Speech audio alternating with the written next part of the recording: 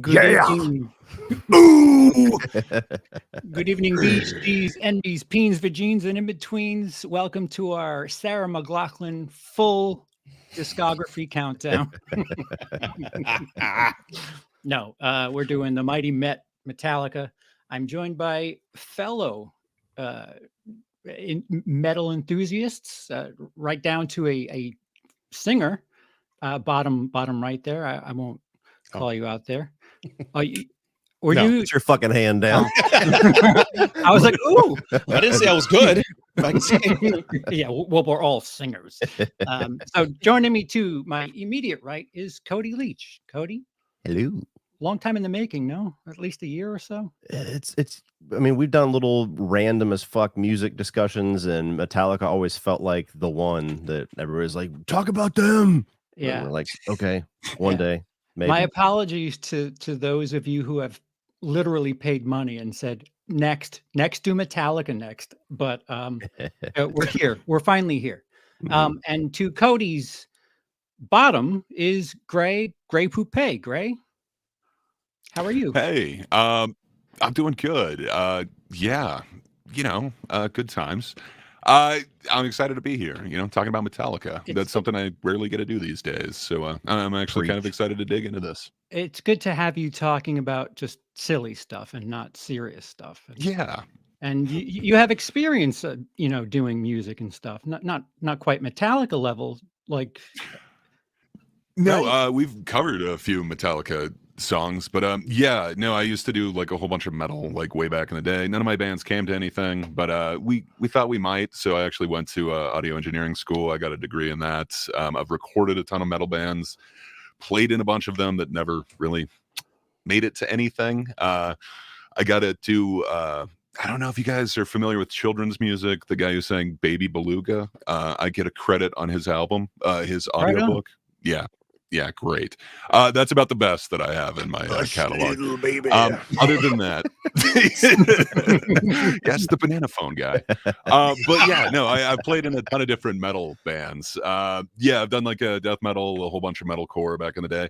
A little bit of thrash, but it seems like Metallica was just always on the periphery. So I'm kind of excited to talk about. Awesome. It's good to have you, and it'd be interesting to hear your influence too.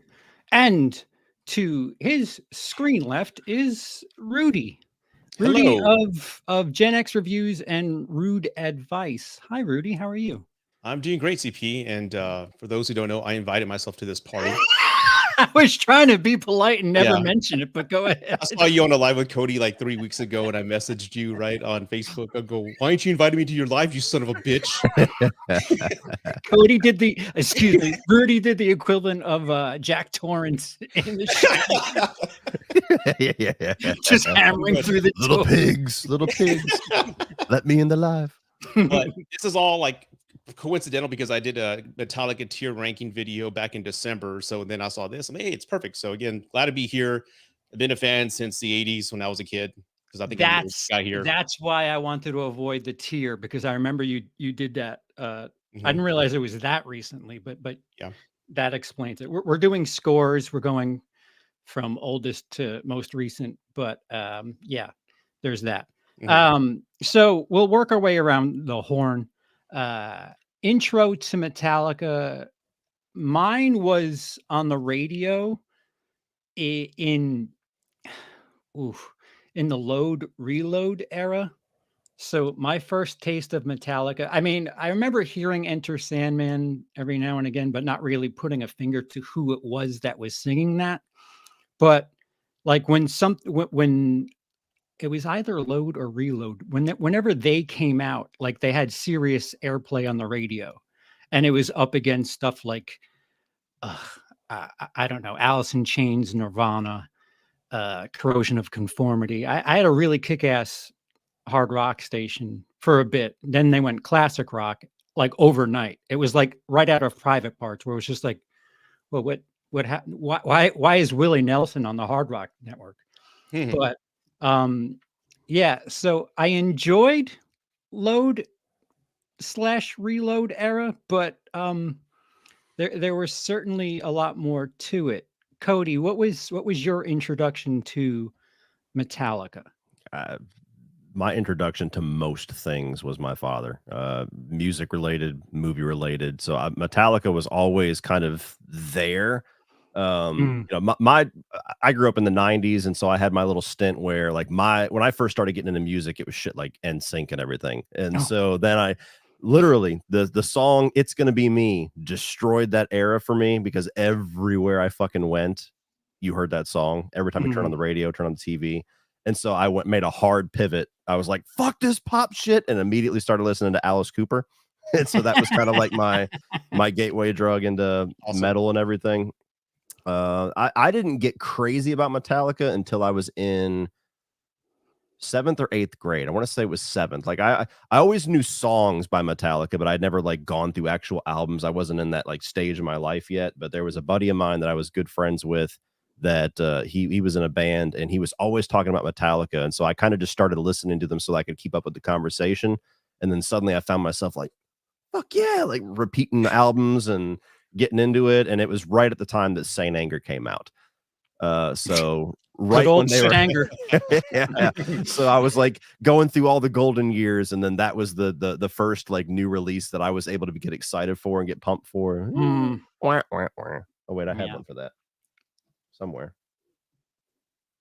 There we go. I think I'll be waiting for that. Yeah, I know. Do you have bigger than a mouse? Gray. Yeah. So I'm trying to think, like my first experience with them would probably be like at a game or something. You know, like their music was just kind of always around. Yeah. But yeah, like my first actual introduction to them, my one buddy happened to have, I can't remember if it was either Load or Reload. And that was kind of my first introduction to him. And I was just like, this is not for me. Like, I don't like this kind of Godsmack sounding band. I knew nothing about them. Oh, we're gonna have fun. Yeah, it was interesting. That was my first impression, but I didn't like, you know, connect them with like their hits that I definitely heard like throughout media. Like I've definitely seen it in movies and popular culture. But then when I really started getting into like bands and stuff, so it would have been in like high school, I already was like sour to them, so I was like, no, I'm not into them. But I had been introduced to like Slayer and stuff. I super loved thrash, and really those older albums like Rain and Blood was just like amazing when I first heard that. So my one buddy who introduced me to that is like, no, you got to get into Metallica, and I just kept refusing. Like, no, come on, like it's not like this. I've heard them. Anyway, long story short, I was being really close-minded, and I was really stupid about it. And then once I finally listened to it and like actually heard Kill 'Em All, actually heard Ride the Lightning, it was pretty amazing, and it kind of changed my mind. But yeah, I gotta be honest, they've gone through some changes throughout the years, and I don't like all of them as much, but I can appreciate it a lot more now. Yeah, kids of the 90s have like PTSD scars with Metallica experience. Rudy, what do you got for us? Well, I think I'm the oldest guy here, so I was growing up in the 80s, and I remember.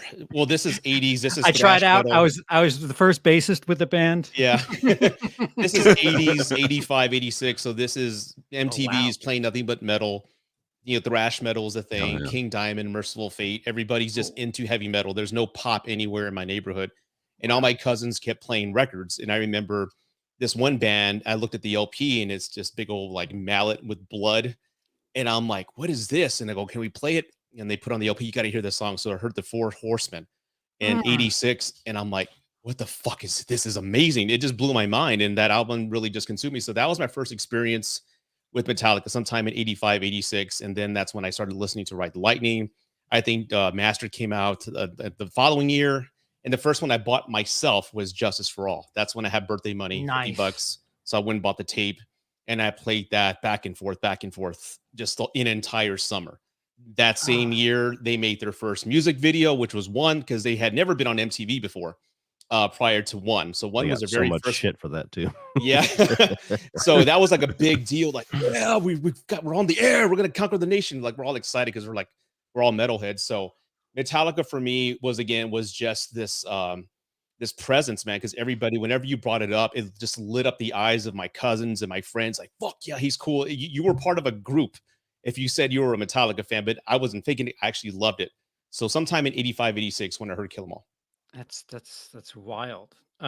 So back around the horn, when were they most popular as far as you're concerned? Not in general, but like when were you beating the shit out of their albums? Me? Or yeah, we can work back around. Go ahead, Rudy. Sure. You could, yeah. For me, I'd say it was the summer of 89 and 90. And then right before the Black Album. The Black Album is when they were at their apex, in my opinion. That's when the world was just Metallica this, Metallica that. Their album was very pop, the Black one. And that's when they were the most popular. And I guess for me, it was right before that. That's when I was just listening to the Holy Trilogy of albums, Master of Puppets, Ride the Lightning, Kill 'Em All, and of course, Justice. Those are the 4 albums that are just core. That's 4. Trilogy's 3. 4. You know what I was trying to say. Trilogy plus. Trilogy plus 1. Trilogy part 2. There you go.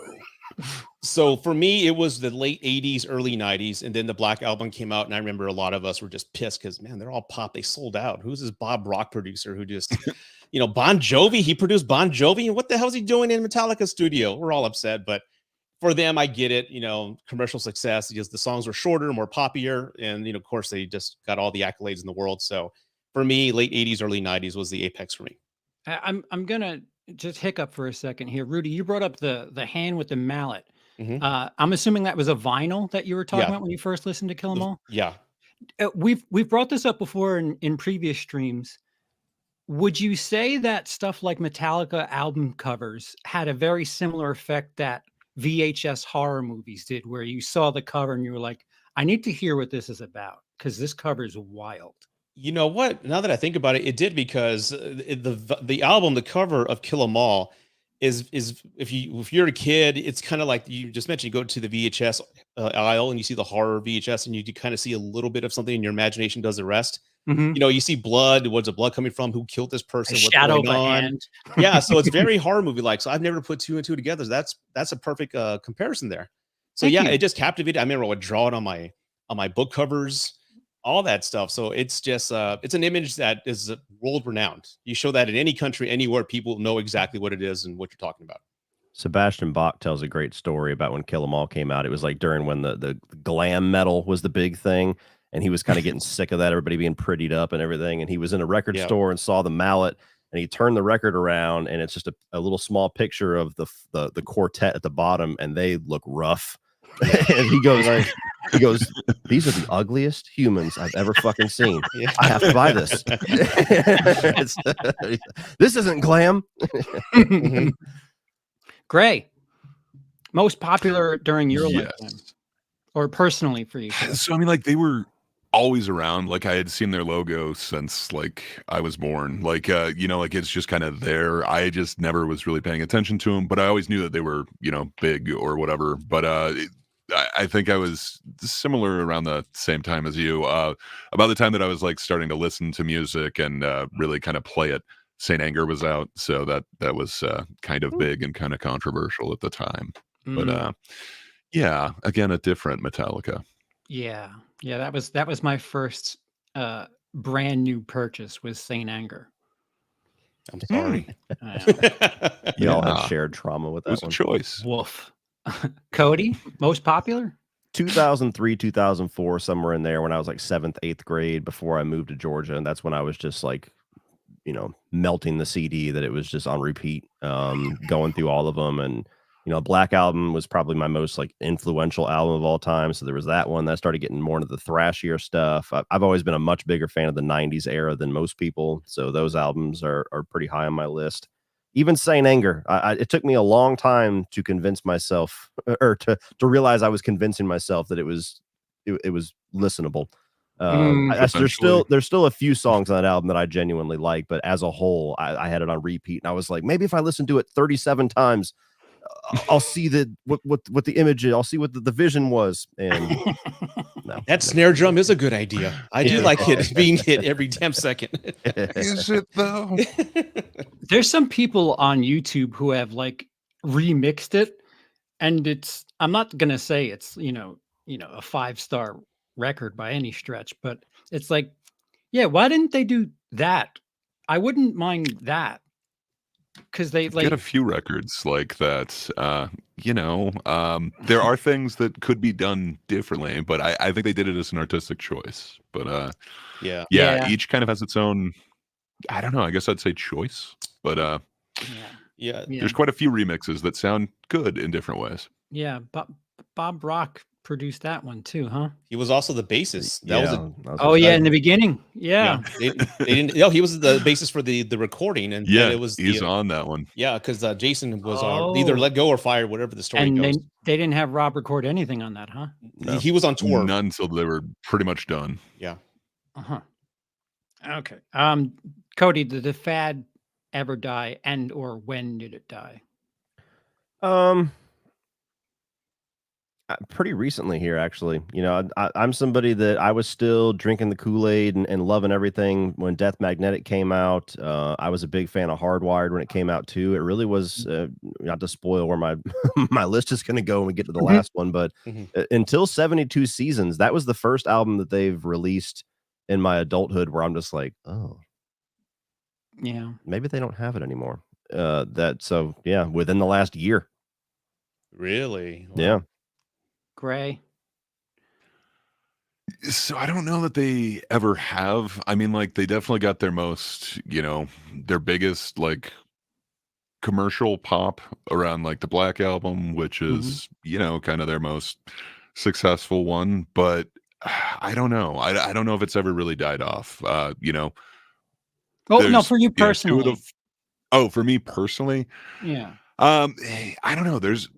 They have a place in I don't know. I feel like they're on their legendary pedestal for me. I don't think they're going to lose that place, but yeah, I kind of hear what Cody's saying. I honestly didn't know that they did an album last year. I was not in the loop with that.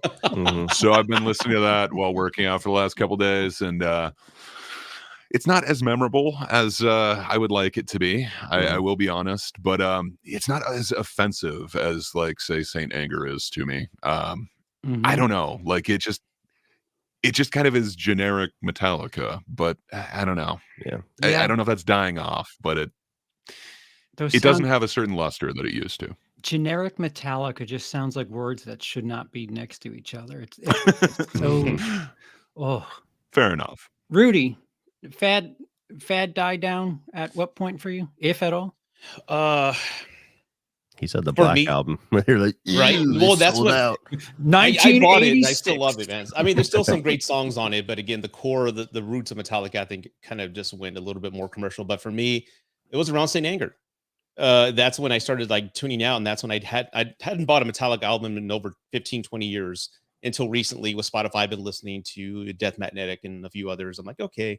But the problem with, post 2000 Metallica is that a lot of the albums feel like they don't have an identity, because with each album in the 80s, like, Ride the Lightning, Justice for All, Master, there was a theme to the songs, and every song sounded different in a sense. Like, each song had a different like theme and message to it. Even the albums too, they have their own little theme and every sound tone. Yeah. And with the new ones, it's just it's the same riffs and it's the same beats.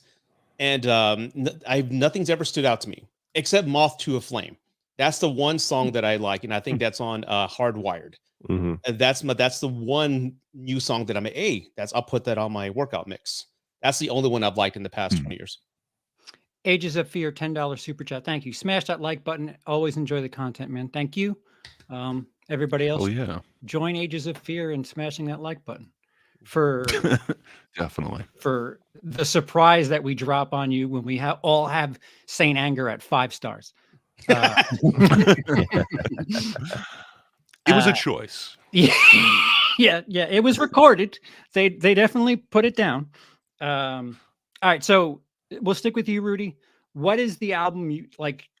You're doing something, whether it be working out, driving, whatever. What is the Metallica album you reach for? Ride the Lightning. That's my workout mix. That's my work mix when I'm just at home. Every song I know by heart. And again, there's like different tempos and different like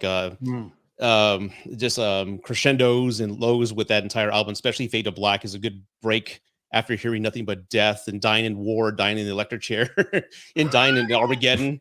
You know, it's a good break. It's about death. It's about suicide, is what it is. But it's slower. It's more isolated. It's by yourself. I like slow death, not fast. I like slow death, man. But that's what I love about that song is each song's themed with how you die in battle. There's death is really the core how you're dying. And my favorite, of course, is in that album is Creeping Death. Very biblical. Talking about the slaves and Egypt and all that. So that's my go-to album, Ride the Lightning. Gray.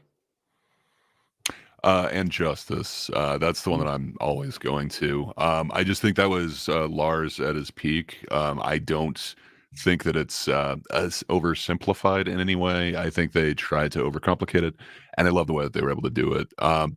It's such a unique mix. I really enjoy it. They did some weird shit in there that nobody else would do or should do. Like muted the bassist. Well, I mean, he only said take it down until you can't hear him and then an additional 3 dB. But, is that really muting? It's there. You just can't hear him.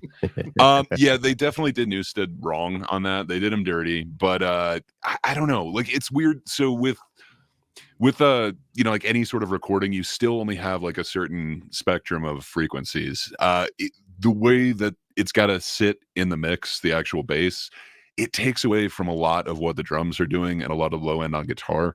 In this one, you just get this mix that is unique and nobody else does because you generally have extra instrumentation. So what you do for that is you cut frequencies from generally the guitar and some of the mids on the actual like drums. It allows this pocket around like 400 hertz to 600 hertz that just lets the bass like really cut through. They did none of that in this. It is just these like ultra low guitar frequencies that are just, I don't know. So for there being no bass on there, it is a thick bass album. Like you get these frequencies that you don't usually get in either drums or guitar. It sounds very raw to me. And I really enjoy that mixed with just the, I don't know, Metallica's version of prog. To me, that album is just amazing and one of a kind. I wish they'd kept going in that direction. Yeah. But they wanted to make money instead. Yeah. I mean, why would you want to do that? Cody. I don't know if I have like one album. I've always listened to them in a mix if I'm in the mood for it. But I mean, you said if you're working out and you need like motivation music. For me, it's the load reload stuff, just because it's a nice mix where you get the heavier stuff, you get the groovy stuff. Don't get me wrong, there's a lot of albums higher than Load and Reload on my ranking if I was to rank them by albums, but their early stuff is pretty heavy and deep, and I don't know. I go for a different groove, I guess, when I need motivation music. Yeah, I think it depends on what I'm doing. Like. I like listening as long as I don't need to hear the stuff on the game. I'll throw music on for the game, and usually it's like Ride the Lightning or whatever. Or if I'm editing, perhaps I'll go for Injustice for All. It all depends. But like Cody said, you throw shuffle on and just let Siri figure it out. Rod, $8. Thank you. Metallica's Black Album is where they died to me. Wow. Much love, guys. Thanks for the content. Thank you for the super chat, Rod.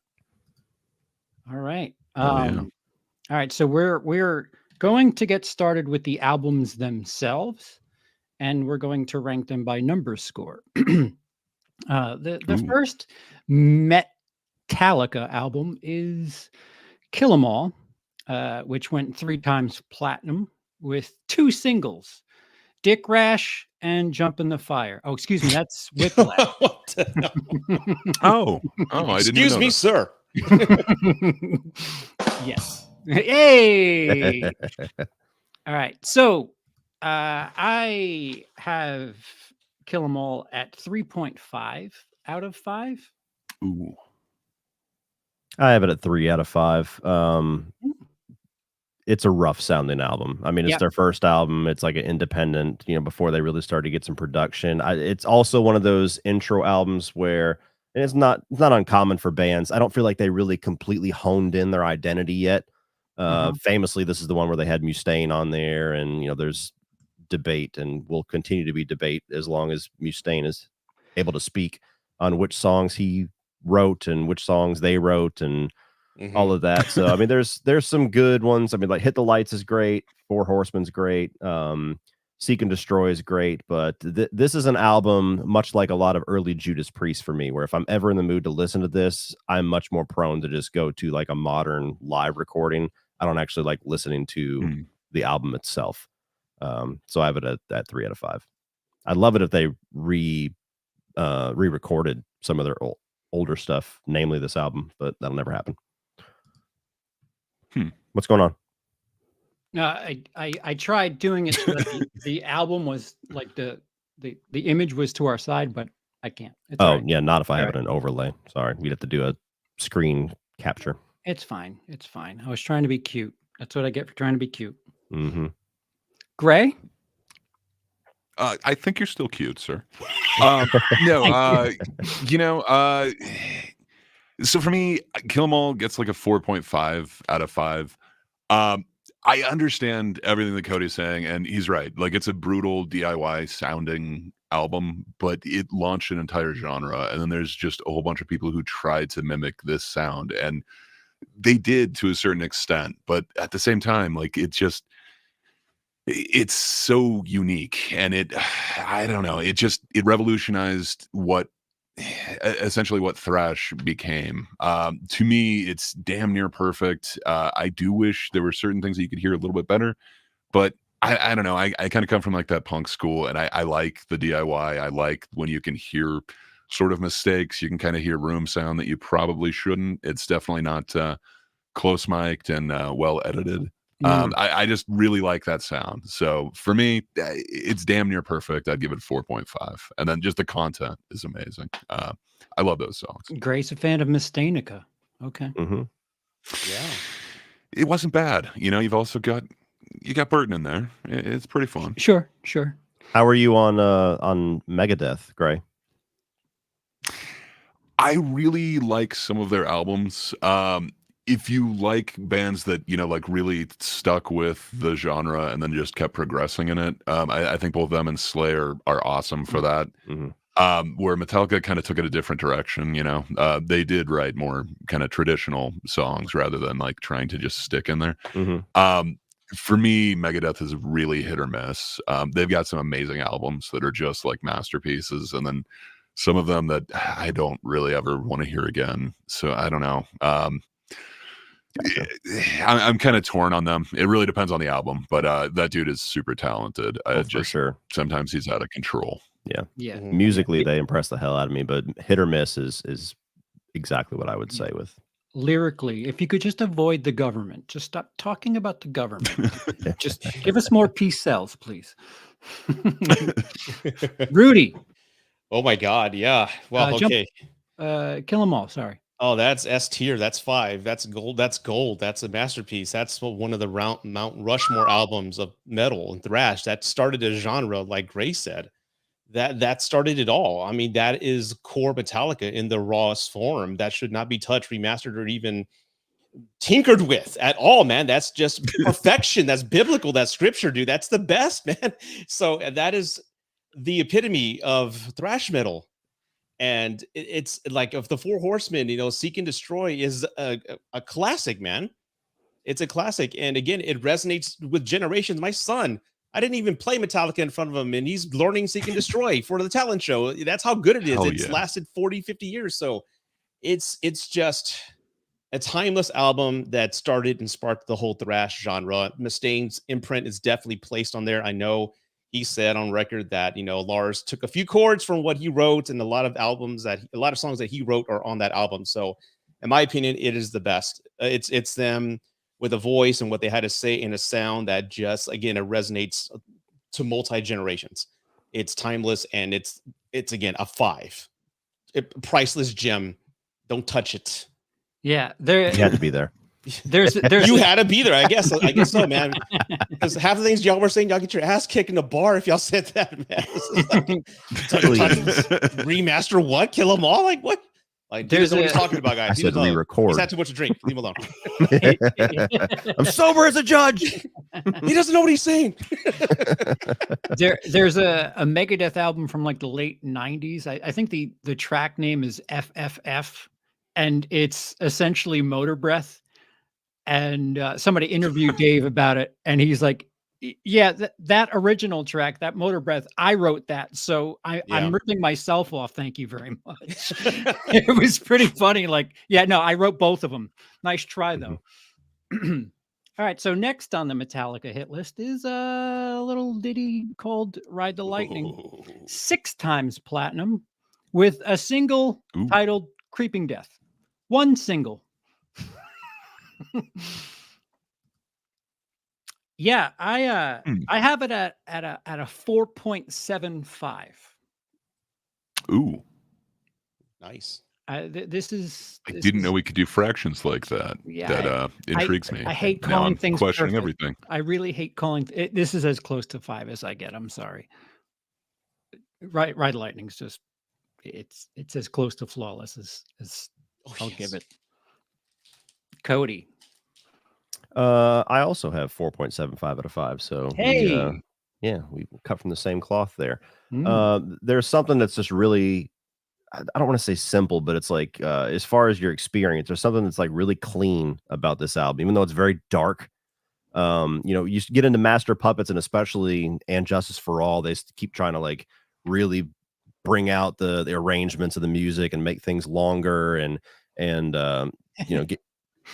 get really into it. And this is the first album where, like I said, with Kill 'Em All, where it still felt like they were kind of finding their identity. This is their identity. Like when you listen to For Whom the Bell Tolls or something, it's like, oh, that's fucking Metallica right there. That's it. And you look at the track list with like Ride the Lightning, For Whom the Bell Tolls, Fade to Black, Creeping Death. I mean, there's a number of songs that are like the Metallica classics that have to be played live that are all from this album. So it's not my number one, but every time I don't put it at number one, I'm like, should I put it at number one? And that's how good my favorite albums of them are, where it's just like, fuck, how do you pick? Yeah, and James's lyrics back then were a lot better than they are now. Yeah, when they were alcohol fueled. Yeah, Trapped Under Ice. Fueled. Yeah. If you read Trapped Under Ice, you're like, fucking hell, this guy's tortured. This is nuts. Now he sings about fuel and driving or whatever. Don't worry, 90s kids. I got your back when we get there. Gray, what do you got for Ride the Lightning? So I have it tied with Kill 'Em All at a 4.5 from me. But I didn't know that we could go 4.75. So now I'm questioning everything. I don't know. I love each of these albums for a different reason. So Ride the Lightning was their first one that they actually did in this studio in Copenhagen, Denmark. So Lars convinced them to go overseas for this one. It's cool. And I guess they recorded it in like an empty warehouse, and there was just like no treatment for the drums. So it's just these drums in an empty room. It's very echoey in a weird way. I like the sound of the album, but it is kind of a muddy mix, but I really enjoy that. There's just something unique about this one. And I guess they recorded it all in like 3 weeks. Once you get a little bit more money, you get more time in the studio. So this one's also pretty quick for them. And to have all the hits that Cody was talking about on this one album in 3 weeks, that's just like pretty amazing to me.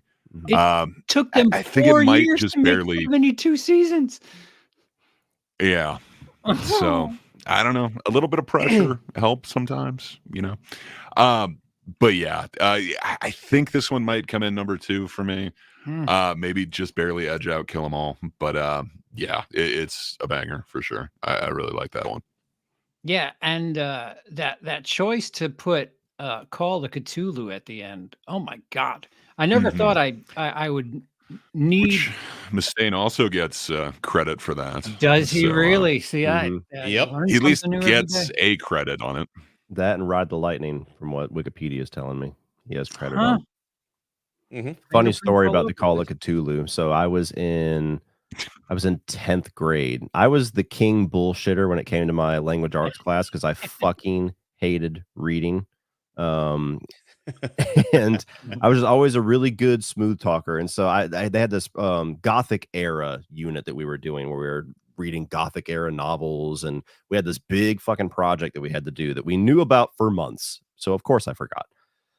And so you had people coming in with like, 6th scale dioramas of Gothic era castles that they made with paper mache. You had 2 girls came in, they made a whole Gothic era meal, like putting hours into this shit. Wow. Night before, she's like, don't forget to bring in your projects. I was like, fuck. I mean, I hadn't read shit. I hadn't prepared anything, and just happened to pop into my head because somebody was talking about H.P. Lovecraft. I was like, Cthulhu, Call of Cthulhu, Metallica. Do I dare? And the next day I brought in the fucking CD, Ride the Lightning, and I had the teacher. I said, this is a song that's based off of the Call of Cthulhu story. I want you to play it. And I'm going to talk about what sections of music resonate to the novel or to the short story. And she knew I was full of shit, but I pulled it off so well that she gave me a fucking A. Wow. That she is played awesome. the album, but I was just like, this is where the drums speed up. This is where the guy's running from the monster. Like, it was so fucking stupid that I was just like, that was my best example of just pulling something literally out of my ass. That is She awesome. knew. She was just like, you're lucky I'm a Metallica fan. And I was like, yes. Sometimes you just got to fake it. Oh, yeah. Till you make it. Speaking of fake it till you make it, Rudy. Yay. Ride the Lightning. That I have it at 5. It's a classic. It's a top tier, man. And like I said, with the amazing debut they had with Kill 'Em All, this is them with their sophomore debut, but it's also more polished. It's cleaner. The lyrics are more refined. Again, this is one of the first albums I remember playing as a kid where I understood lyrics. I remember hearing Creeping Death and just kind of listen. I'm a lyric guy. Lyrics always are a big deal to me. And I remember listening to Creeping Death, and I went to Catholic school. So I'm like, oh my God, he's talking about Moses and Ramses and the plagues. Oh my God, Mom, Dad, you got to hear this. I was all excited because I discovered it. What was it about? And that's when I started listening to all the songs. And that's when I was a very young age. And all the songs are about dying in some way, form, or fashion. So again, that album resonates with my childhood and just my love for Metallica. And again, from a musical standpoint, I don't play guitar, but my son's learning. And anytime I see anybody on YouTube playing Fight Fire with Fire, I'm blown away with the talent needed to play that cleanly. And the timing and all that. I have a great appreciation for this on a technical level. Of course, I can't speak to the audio. That's Gray and other people. But for me, just watching somebody talented just shred a guitar and playing Fight Fire with Fire, I'm blown away, dude. Yeah, I think about it. I get carpal tunnel. I'm like, oh no. I played an instrument. First, I played bass for like 6 months, only because Wood by Alice in Chains. And then I decided to play guitar for a little bit. And all I wanted to do was play the solo from Creeping Death. Not, I didn't want to learn the rest of the song. I could play a part guy. So needless to say, I stopped playing instruments soon thereafter. I never got to even come close to fucking to sprint before you can crawl. Yeah, no, man. Yeah. So that was a long. I could play 311s down because it's all power chords. Mm-hmm. That's the only thing I can play. In a pinch, I can play 311s down. Nice. And I found $20. All right, so that was Ride the Lightning.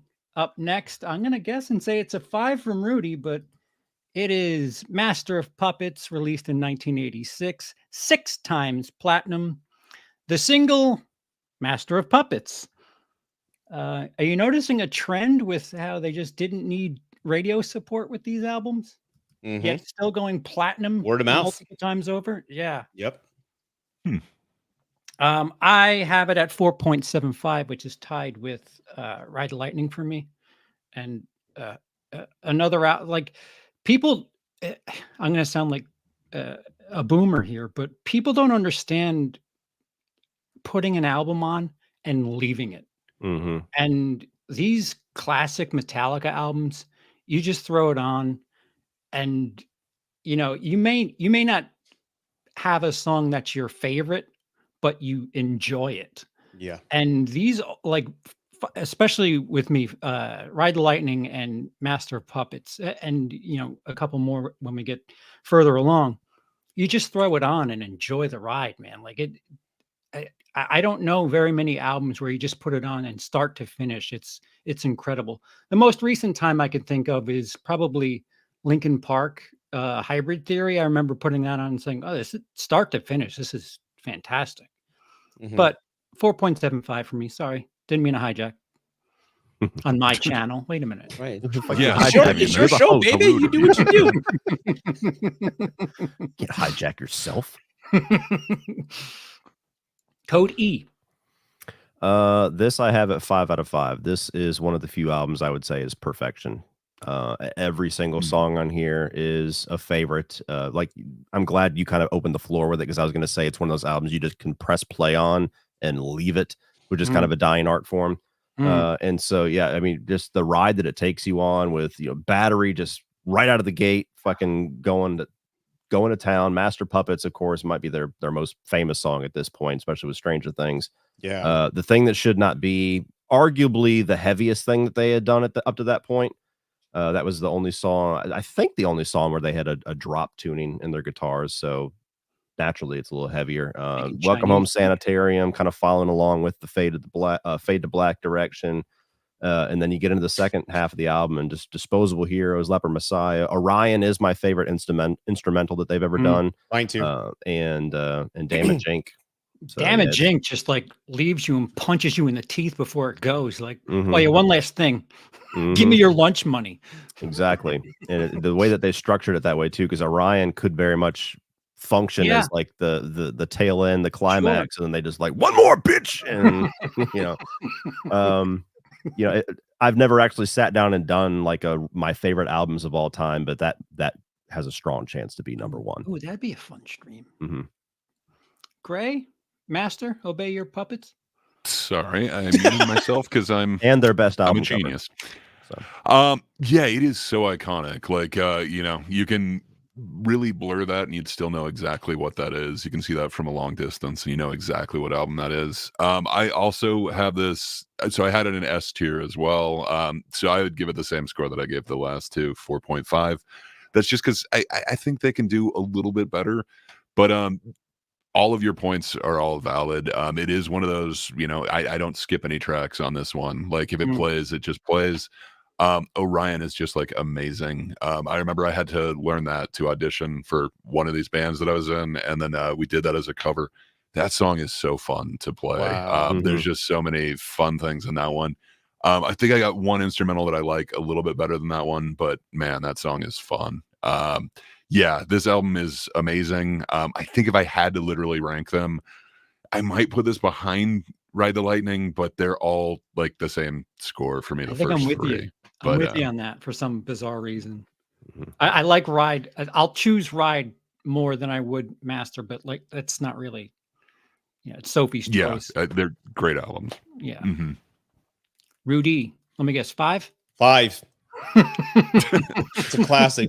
Don't touch it. I can see it. It's priceless, pristine, man. It's just an amazing album. And again, it's just an evolution to what they've done. They didn't slow down. And it's one of those albums, again, that I'm listening to as a kid. And I remember I was just playing Super Nintendo one day and listening to it, and Orion started. And I just like, I hit pause. And I'm like, what is this song, man? It's just fucking amazing. So I remember, again, that being the first instrumental song that I loved. I didn't like Call of Cthulhu. I appreciate it, but Orion's the one that I go to and just play just for I didn't like it until it got me an A. I know. Bullshit your way through that.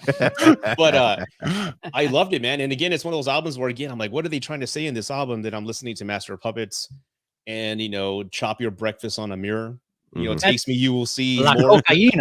More is all you need, dedicated to why I'm killing you. I'm like, oh, addiction. They're talking, addiction. Okay, Master, it owns you. Then side B, you will do what I say when I say back to the front. Like, oh, then the army, you're owned by something. Sanitarium. Okay, so it's about an entity owning you. I get it, Master of Puppets. So that's again me at what, 11 years old, thinking I solved a riddle or an Easter egg and had nobody to tell. Like, you knew what chop your breakfast on a mirror was at 11? Why, yes, because it's the 80s, dude. There was cocaine all over the place in every movie. Scarface. Did you grow up sheltered, sir? It was the thing. I didn't have very many mirrors to chop my cocaine on. I just raw dogged it. You knew, baby. You know, all right. I was all about that crack. CP's listening to Junkhead. Like, what does he need, a shower? What's going on? Oh my god! I don't get the reference. Yeah, again, it's one of my favorite albums, and I'm glad that a new generation's appreciating Metallica, especially with Stranger Things and just how epic it was used in that scene. You know, I'm not a big fan of Stranger Things, but it was cool how they did it, and the whole new generation now knows that song. So, yeah, it's top. It's 5, man, per scene. This ended up being Cliff Burton, the bassist's last album with the band. All of you have some sort of familiarity with instruments. What was he that good? Yes. The fact that he was doing that with his fingers instead of a pick, like, it is just amazing. I wish we could have gotten like a quality recording of him at some point, because there's just one thing that Bob Rock did come in and teach Newstead was where to actually let the bass lay in a mix so that it can be heard, but it's not taking away from the other instruments. I wish somebody could have done that with Cliff Burton. I just wish we got better, but yes, he was amazing, man. What he can do, almost nobody else can do. And then just, you know, him on a wah pedal is just, it was very innovative at the time. It's just amazing. And I'm a big Misfits fan. Like, I just met Doyle this past weekend, and they've said many times it was because of Cliff wearing a Misfits shirt on tour that gave him more recognition and more popularity. So they've credited Cliff for their growth in popularity. Cody? I was a guitar player. I wasn't really well versed in bass, so like I definitely recognized how incredible his talent was. The only thing I was ever hesitant on was how he was revered, and the other bassists that have been with Metallica always like get shit on by comparison. Like, I think Jason Newsted's a fucking awesome bassist, and he always kind of gets treated like the loser that came in after Cliff died that could never fill his shoes. And that's the side of it. It's always difficult when that discussion gets brought up. I'm like, he's incredible, but he's not the only one who was incredible in the band. Is there a comparable to Cliff? Well, I mean, I don't know, that hasn't played with Metallica. I mean, all their bass players are decent. Like, I really like what Newsted did. Like, Flotsam and Jetsam pretty cool, and then Electric, I can't remember what his next one was, but that was kind of cool too.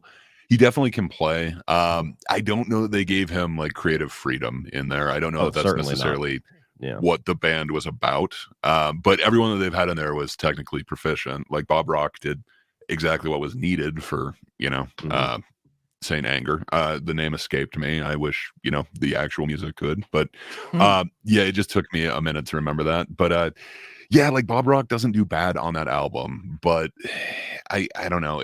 They're kind of not about that. But I really do like what Rob Trujillo's able to do in there. I don't know. He wrote that one, like, Man Unkind or something on like the latest one. So they're letting him get like a little bit of creative freedom. And there is one that has a couple. You can hear the bass more prominently when he is playing. It doesn't seem to be taking away, but you know, it's not like there's a lot of creative freedom for a bassist. I think Cliff would have had a little bit more freedom in there. I just feel I could be wrong. I just feel like, excuse me, I'm sorry. I just feel like that when you listen to the Cliff stuff, nothing really matches it. And I'm wondering if, you know, if you had some sort of dream scenario where you can plug in so and so, could they somehow, while not completely match the sound, but get close to it? Because you could just tell it's different. Well, it felt like in their early albums that they all kind of had something to prove. They all wanted to do something different and kind of break the mold. And then after Cliff died, very clearly James and Lars were just like, ours. Yeah. and they just did their thing, and like I said, they completely muted him on the next album. So I mean, and like Gray was saying, I don't think he was ever given like the Cliff spot where it's like, okay, you're part of the four. What's the musical arrangement you'd like to go with? What's your contribution? It's just like, yeah, just bang that string. Yeah. We got this. And so it's hard to say if they would have ever had a bassist stand out the way that Cliff did. When we're live, you can sing Seek and Destroy while we're getting drunk. That's your job. All right. So speaking of Jason, his first album is And Justice for All. Well, they did Garage. It was I see. Took me a second. And Justice for All released in 1988, 8 times platinum with singles Harvester of Sorrow, One, and Eye of the Beholder. I have it as a 4. I do as well. Wow. Uh-oh. Wow. Uh-oh.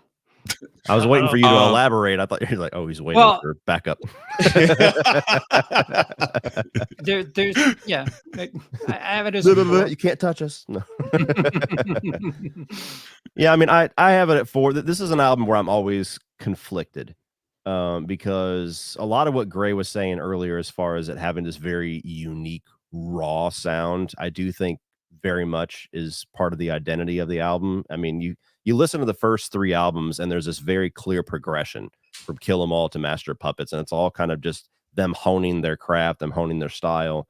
And Justice for All is very different than their first 3 albums, and that sound is one of the reasons why. So I don't know if you would have mixed this album the traditional way and not fucked over Newstead, how much that would have impacted how iconic the album is, or even how the songs are presented. But every time I listen to it, I can never completely take a side on it. Like, there's a part of me that likes the rawness, and there's a part of me that gets annoyed that they've muted him, and it feels so against the grain.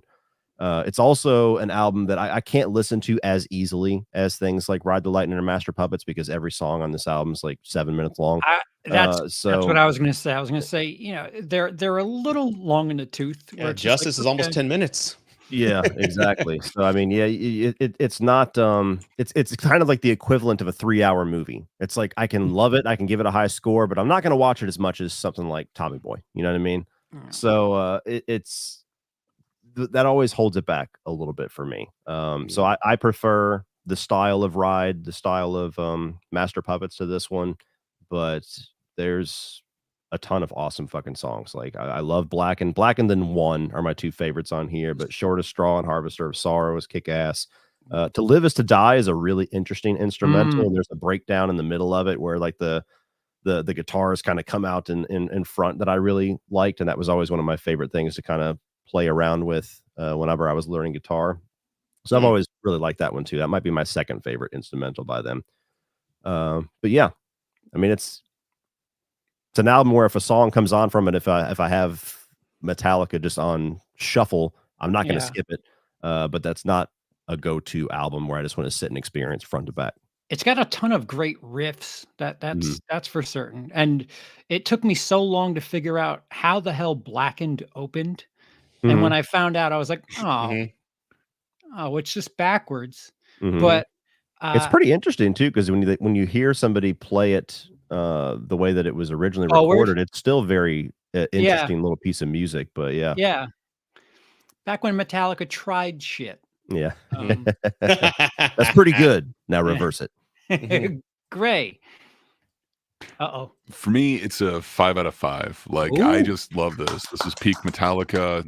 It's peak Hetfield for me. Just his rhythms are just so tight on this, and then they far pan both the guitars, and they did this weird thing with the drums where so the engineers weren't sure how they did the previous album. Instead, they recorded this one at One-on-One Studios in LA, and they recorded it over like 4 months. But the engineers thought that what they were getting on the previous album was just close mics on the drums and no room mics whatsoever. So it's just this really interesting sound that is super unique. And because of that, you're getting all these weird frequencies. So usually you'd chop those off, you'd kind of gate it at a certain way to make room for a bass. Since they're not doing that at all, they're just letting these drums sound interesting and extremely full. Like Lars' kick on these is just so interesting to me. And then Hetfield is doing both rhythms on this. It is just so amazing and so tight. Like, honestly, it sounds like it's just the same guitar doubled. It is so tight, but you can tell it's just slightly different in tone. It is just so amazing and unique. I can't say enough about this. For me, it's also peak Hetfield vocals. I love this. It's before he kind of got the affected tone that he kind of keeps going with in the future. And then just Lars, he finally was taking lessons in between the last one and this one. And it feels like he has something to prove in this. And he is actually doing interesting things. He busts out the double kicks he does it a couple times in the future, but this is the one where it's almost full out. And he's doing very proggy stuff on this, the closest to prog that Lars can get. I absolutely love this. It is very unique production. They had a chance to go through and remaster it, and they could have put Newstead up in the mix. They chose not to kind of honor the same weird choice that was made in the actual original mixing of this. But it is just so unique and so amazing to me. But yeah, they did kind of screw over Newstead, but by doing so, they have a really unique album that I don't know if you could kind of capture again. And I just love what it is. Gray, you brought up the doubling of James's parts. Like, would they add another layer of his guitar track? So up until so no, he actually recorded all the rhythms. So yes. So basically, Hetfield would come in. Sorry, excuse me. He would do all of it up until Bob Rock came in, and then he wanted to actually get Kirk to do some of them as well. It kind of gave it a looser, kind of a different tone. So that's when it kind of stops being that same rhythm, doubled so tight. Like, the one thing that Hetfield can do that's amazing is his right hand. He is just so on with those rhythm. The like picking is just like amazing. When he's able to double it up, it just sounds so tight. I love the way that this album sounds. He is definitely so they didn't have like Pro Tools or anything back then. You're definitely not just copying the track. He played it just so tight that it sounds like it's almost just a double track. But it is just so amazing. I absolutely love the production on this album. I can understand why it turns people off.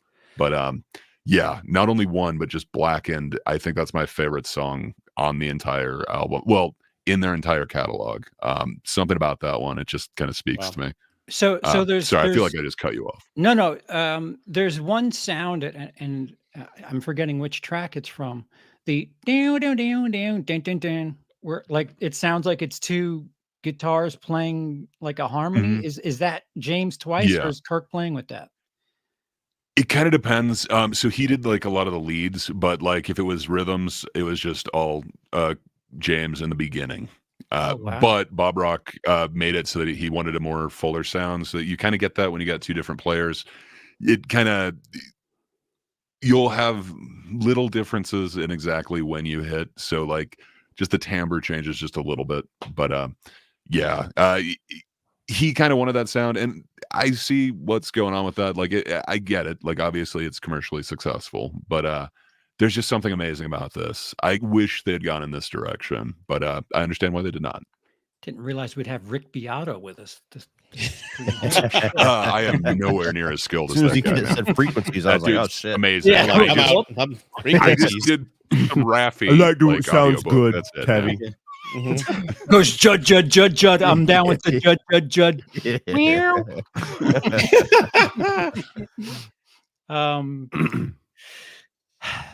Rudy, and Justice for All, right? Yes, 5. Do you just want to put a 5 up and go? Well, we're gonna hit the 90s, and that's where things change. Okay, so just trust me. 5 up. This is the last 5 you'll see. Go whip up a bundt cake or something. We'll be back in 5 minutes. No, but I mean, to follow Gray, man. But everything he said is yes. But again, this is the first one I bought with my own money and played that front to back. for an entire summer, like I said. And of course, I don't think we've mentioned One yet. One is the song that just kind of launched them into the stratosphere, man. But this song is just maybe it's experimental. I don't know, with them taking liberties and making the tracks so long. I understand that's why they hired Bob Rock. I would say Bob Ross, but Bob Rock to do the Black Album, because again, they go on tour and you have a set of like 7 songs and good night, because they last so damn long. So they needed to shorten up the songs a little bit and make it more radio friendly, 4 minutes or less, right? So yeah, Justice is just unbelievable, man. It's just one of those songs, albums that, again, Blackened is one of my favorites as well. But again, my go-to is One. Is just, and I've rediscovered it recently. Again, my son, he's discovered all these thrash metal bands, and he's like, "Have you heard of Justice?" I'm like, boy, like what? Sit down. Let me tell you some stories here. But he actually introduced me to this YouTube. There's a lot of YouTube channels that have Justice for All with bass. Yes, they've like picked up the levels. Yeah. And I've actually, and Jason for All, yeah. So I've played those while working just to hear the bass. I'm like, oh man, so this is what it was supposed to be. But yeah, it's one of their best albums again. And that's the 80s Metallica. That's the core Metallica that I love, that I still play. Again, it's close to my heart. And then we get to the 90s, and I guess that'll segue over to you. All right. With that said, here we go. Metallica, the Black Album, otherwise known as self-titled, 16 times platinum, with singles known as Enter Sandman, Sad But True, Nothing Else Matters, Wherever I May Roam, and The Unforgiven. That's also known as half the album, all singles. 16 times platinum. And still going, by the way.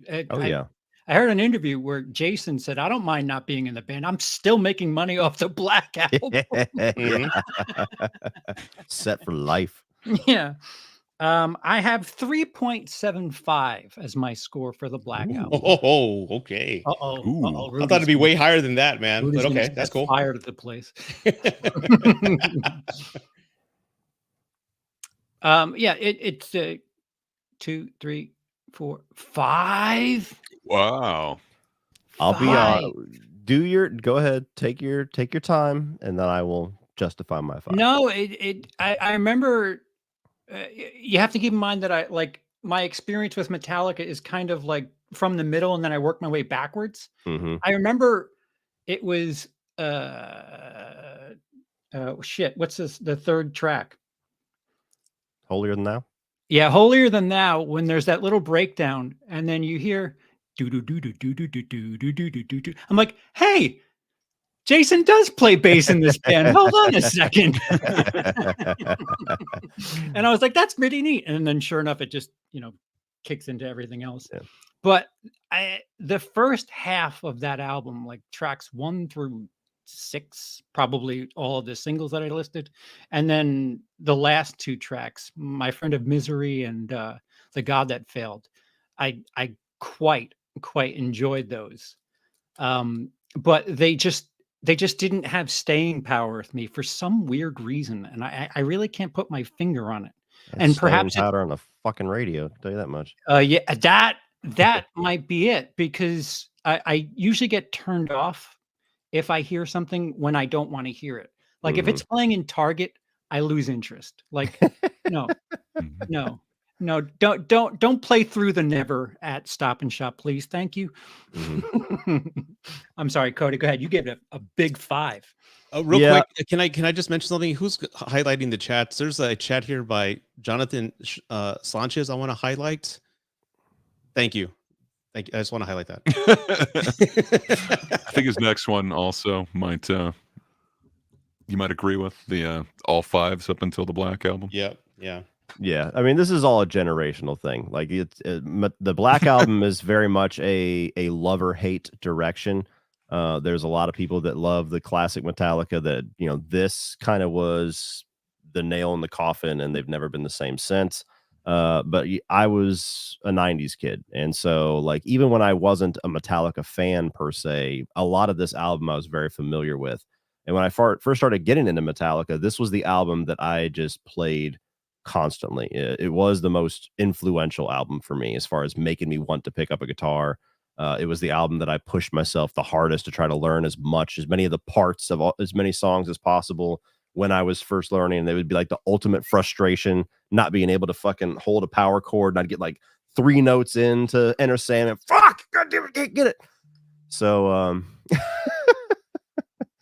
but yeah, I mean, look, the one thing that I can say is that there is a number of songs in this album that I could very happily never hear again, because I'm just fucking tired of it. Like Enter Sandman, The Unforgiven, and Nothing Else Matters. Those, if the radio plays a Metallica song, 9 times out of 10, it's one of those 3. Yep. And it's very, very fucking frustrating, even as a fan of this album. But even with that, I mean, it's right there with Master of Puppets for me. A 5 out of 5 for me is an album where I love every single song and I play it start to finish. I never want to skip anything. And those are the 2 albums that Metallica have made that do that for me. I mean, things like even the ones people never hear of, like Struggle Within. I love that one. There's a great rhythm to it. I love this section where like they're kicking ass and they stop and they goes, go, and they just go even faster. You got Don't Tread on Me, which is a really good one. I mean, a lot of my favorite songs in this album are the ones that nobody knows about. They're not the ones that every fucking person on planet Earth knows, whether you're a fan or not. So this was just a really, really, really big album for kind of my younger years. Have you noticed that Sad But True is starting to get some radio play? And isn't that because P. Diddy mixed it into a rap song? Is that what it is? I don't know. Well, you had Kid Rock that did a version of it with American Badass back in the 2000s. Oh, yeah. And yeah, I mean, I don't know. You never know when the fuck these weird things happen, like Stranger Things. All of a sudden, everybody discovers a song. And it's like, where the fuck have you been? Woof. Gray. Yeah. So I can totally see why this is a lot of people's favorite album and why it is so commercially successful. I don't like the direction that they went in this one. That being said, they are quality songs, you know, like we do all know, like almost every song on here. So I'd give it a 4 out of 5. It's going to be a high 4. I didn't know that we could give fractions other than like 0.5. So I wanted to differentiate it from the others. But yeah, I might give it a little bit more than 4. I thought it was interesting that they're able to basically do Spinal Tap's Smell the Glove cover. That was kind of cool. It is interesting. Like, I don't know. So this is the first one that they brought in Bob Rock, and they recorded at the same studio that they did the last one, the one-on-one recording studio in LA, but they were able to do it in 8 months instead of 4 months. So they had twice as much time. In this one, it really shows. Like, they really do have amazing production. Bob Rock really did show Jason where to kind of fill it into the mix to actually make it not take away from the drums, to actually like sit in the mix where you can hear everything. You know, like Charles was saying, hey, Jason's actually on this album. It is interesting. The production is good on it. Everything is clean. You can hear everything that's going on. I'm just not the biggest fan of the choice that they went in, but I can understand why they went in that direction. You know, they were kids when they joined this. Of course, you're going to change over time. That being said, I wish they'd kind of gone the other way. And Justice was just such an amazing direction. I wish they had stayed on that direction. I can totally see why they didn't. But yeah, it's not a bad album, just not my favorite. So what you're saying is Artie Fufkin ruined it for them. For me, yes. But, you know, that might not be a popular opinion. You know, this is their most popular album. That is a Spinal Tap reference for those of you who are like, who the hell is Artie Fufkin? Rudy, let's hear it. I'm going to start off with a story. Oh. All right. So back in the day, there was no internet, right? And whenever an album was going to be launched, right? Whenever an album was going to be launched, the single was released and it premiered on MTV like a week before, right? So you can at least hear a piece of the album. And the first single and video was Enter Sandman. And of course, I'm at my friend's house. We're all out there waiting for the MTV to premiere this song. And we're like, okay, we can't wait to hear this. Let's listen to this. It starts off and we're like, okay. And then this one part starts, hush, little baby, don't say a word. We look at each other, what the fuck was that? He's singing a rhyme? Metallica doesn't do rhymes, nursery. What the fuck is this? So we hated Enter Sandman when it first came on because it sounded so weak compared to what we knew in the 80s.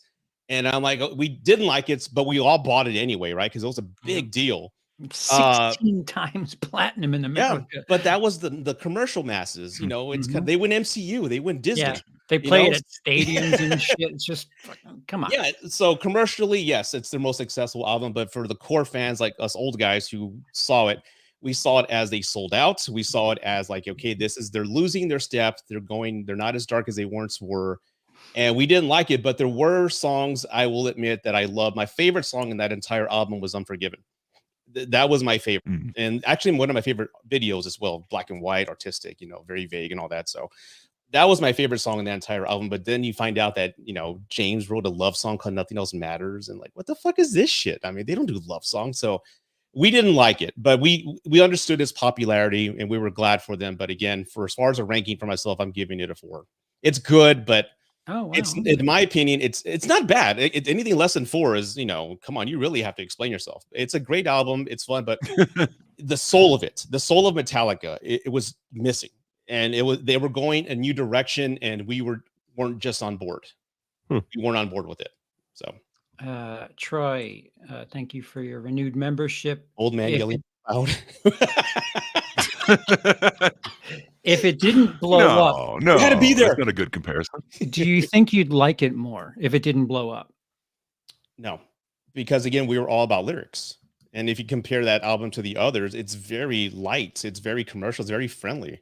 And again, it's kind of like, I don't know if I would agree with that. I mean, well, you got The God That Failed. It's about his mother dying of a disease. And I mean, it's still pretty fucking dark. But it's just got there's just more of a commercial it sound sounds to the clean. music. Yeah. Like, you know how we're like kind of gatekeepers, like back in the day when you loved comic books, no one knew that Peter Parker was Spider-Man. That was like you had to be a nerd to know that. And now everybody knew when Spider-Man comes out, oh, Peter Parker, Spider-Man. Like, how did you know that? You know, you poser. So we're all like gatekeepers of Metallica when like girls on the cheerleading team were talking about the album, like, who the fuck, what? You don't like Metallica? Oh, you like the new Metallica. Okay. So we were kind of just protective of what it was to our childhood at the time.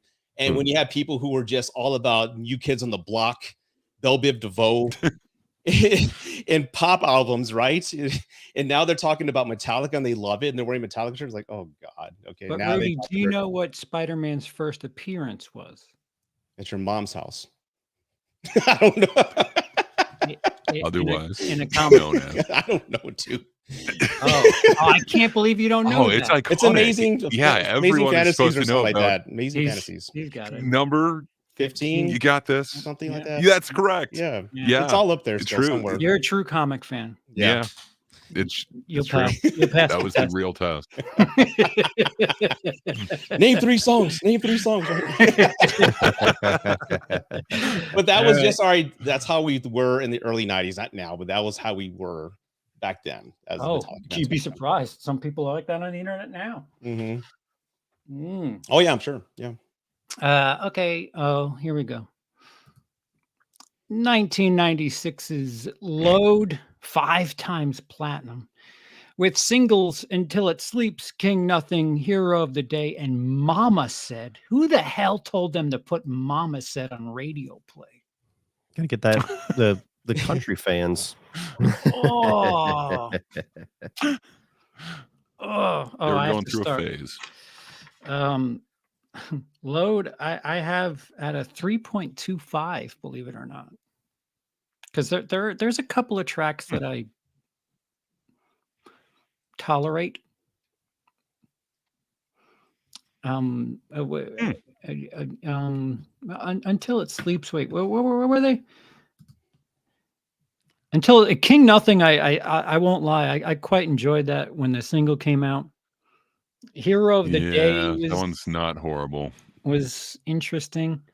You have to keep in mind that like this is my intro to Metallica, and like it was so part of rock, modern for the time, alternative radio. Like it fit with that group. It wasn't thrash metal. It was 90s rock alternative radio, and it was comfortable in that neighborhood. So for the most part, I was like, yeah, Metallica, weird name, but some of these songs are all right. And some of them are Mama Said. Mhm.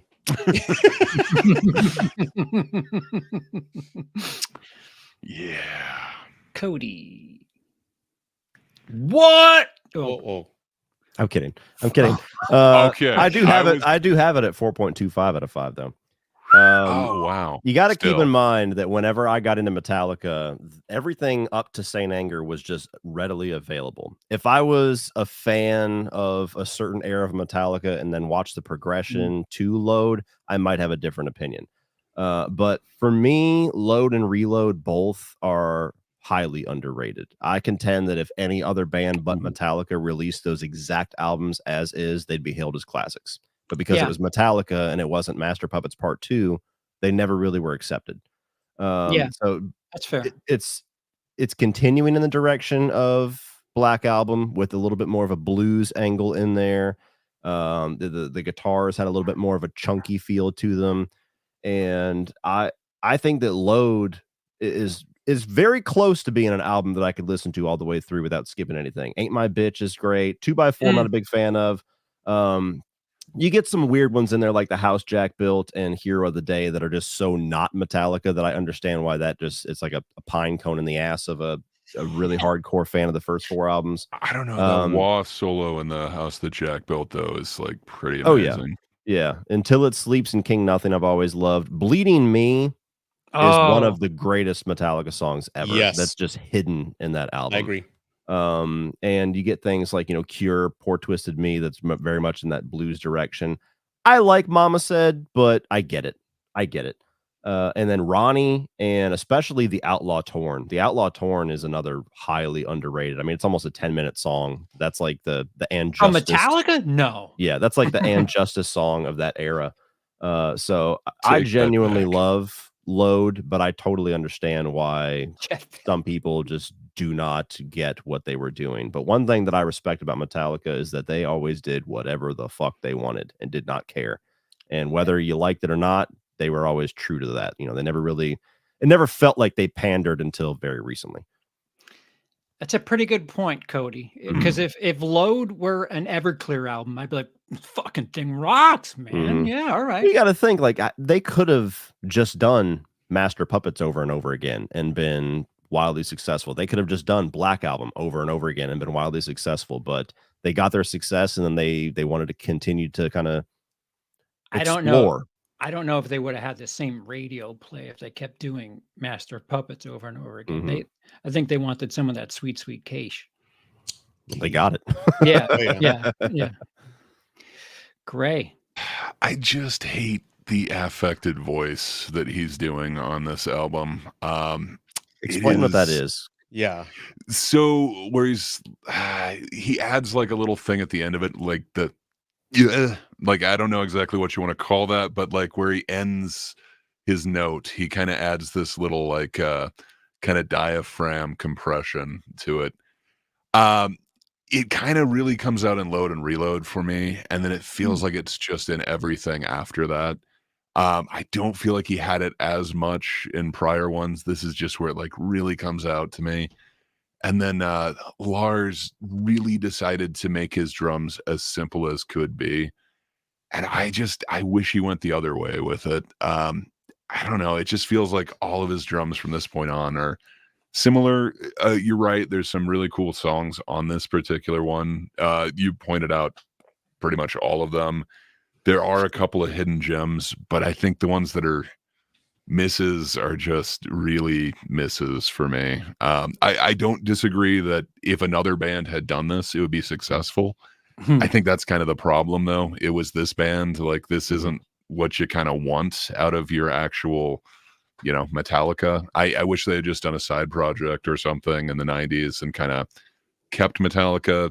They obviously, their tastes were changing, but it feels more like this is the pandering thing. I do want to kind of disagree with you a little bit on that. I think they pandered a lot later, like especially with like Saint Anger, but I think this was the start of it where it was kind of like, okay, we now want to be like Godsmack or something. We don't want to be, thrash. We want to be a little bit more mainstream.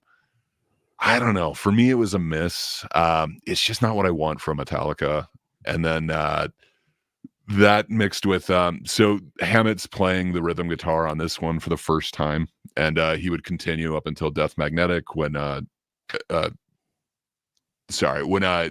he took it over again when Hetfield finally came in and was doing all of the rhythms as well. So I don't know, it just has a slightly different feel to me than most Metallica albums. And then when you mix that with kind of the cover artwork, like I'm not sure if you're familiar with it or why it's called Load or whatever. Yeah, it's just, I don't know. I think that's just trying a little hard for me. Yeah. A little. So I don't know. It's just not my favorite. Yeah. You guys 18? I don't know. The Seaman did it for me. Album? What was that, Rudy? I don't know. The Seaman did it for me. Fair enough. To each their own. Seaman works.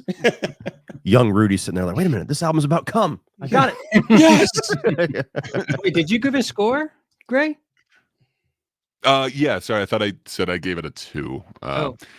If I'd known that I could give it 2.25, I might have done that. But yeah, sorry, I scratched down a 2. 2.25, it's fine. There isn't much that I want to hear of this again, and I miss the staccato playing that they're kind of like known for. I want those cymbal catches where so it's kind of a bunch of down notes where you kind of mute in between them. So it's kind of their signature sound that they were doing up until then. And a lot of cymbal catches by Lars. Exactly. Kind of not exactly the chugging, but kind of the like it's a whole bunch of single notes that are kind of muted in between. There's like none of that in this album and the next one. I miss the staccato playing. That's what I want out of Metallica. Rudy. Let me tell you a story. All right. Yes. This is 96 when this album came out. So this is years after the Black Album, 5 years at least. And about more or less, right? And as a true, gatekeeper Metallica fan from the 80s and holding on to what we knew and grew up with, we saw it and we looked at we knew the Seaman, and then we looked at the back cover, like they cut their hair, like those motherfuckers, they cut their hair. So it's like we're finding reasons to hate them, right? Sell out. They do it. And they're smoking cigars. What the hell is this band? Cigars. How dare you, sir? How dare you? So that was kind of like the I guess the theme and what people were talking about. But then I bought it, and I like this album more than the Black Album. I play this album more than the Black Album. I think it's a tether to what Metallica was, and my favorite song of Metallica of the 90s, my opinion, is Hero of the Day. I love that song. I sing. I've done karaoke to it. I just love it. It's again it's modern Metallica and a little bit of old Metallica. The lyrics are fantastic, but with that new Metallica 90s sound. But again, I hated it when it first came out without even listening to it. I bought it anyway. And I remember playing it, and I worked retail at the mall, and we just put it on repeat. I'm like, hey, this is okay. This is better than the Black Album. I love it. So I'm going to say 4.5, in my opinion. Shit, I thought I had a hot take with the 4.25. Yeah, I like it. Well, that makes me feel like I went a little low. All right, well, let's reload it. Ate my bed. Reload. Just a year later, 3 times platinum with singles The Memory Remains, Fuel, The Unforgiven 2, and Better Than You. Nothing says we are out of ideas other than putting sequels to songs. You're Unforgiven. It needed a sequel. I have this at a 3. And this album, maybe even more so than Saint Anger, I either like a song and with the same mentality that Cody brought up, if this were a Foo Fighters album, yeah, all right, pretty cool. Actually, Foo Fighters can do better on their own. Never mind. I'll stick with Everclear. If this were an Everclear album, I'd be like, yeah, it's pretty good. But some of the tracks are just skippable. Like, I would say 2/3 of them are just skippable. Shut the fuck up. Really? Sorry. Is that out loud? I mean, Fuel, I've heard it's the radio play thing. I liked it until everybody and their mother played it 6,000 times. Memory Remains, I actually kind of enjoy that song. I love that song. Devil's Dance, I like that song. I'm not naming that song. That's a sequel. More radio play. Carpe Diem Baby. Carpe Diem Baby, I like that song. Slither, All right. you can have that. Bad Seed, you could have that. Where the Wild Things Are, I have to be in the right mood. And then everything else from Prince Charming down, I just no. Thank you, no. There it is from me. And Rudy is jizzing in the chat. All over the chat. I gave this a 4. It's definitely inferior to Load. You definitely feel like there's a lot of B-side quality to some of this album. I think that along with saying if another band had released these, it'd be much more accepted. I think if they had taken the best of Load and the best of Reload and just did one album, it would be hailed, because you do feel like that would be a good album. Yes. I mean, like Fuel, yeah, it's that's a radio song for sure. Memory Remains has always been one of my favorites of theirs. I actually like the Unforgiven too. I think it's an interesting little, what the fuck? It's a very interesting little it's a very interesting change from the Unforgiven while still having the identity of it. So I actually don't think it's a knock to say it's a sequel song. I think it's interesting.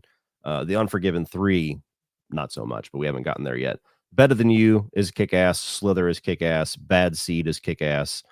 Prince Charming and Attitude are very cool. Those are always fun to play too.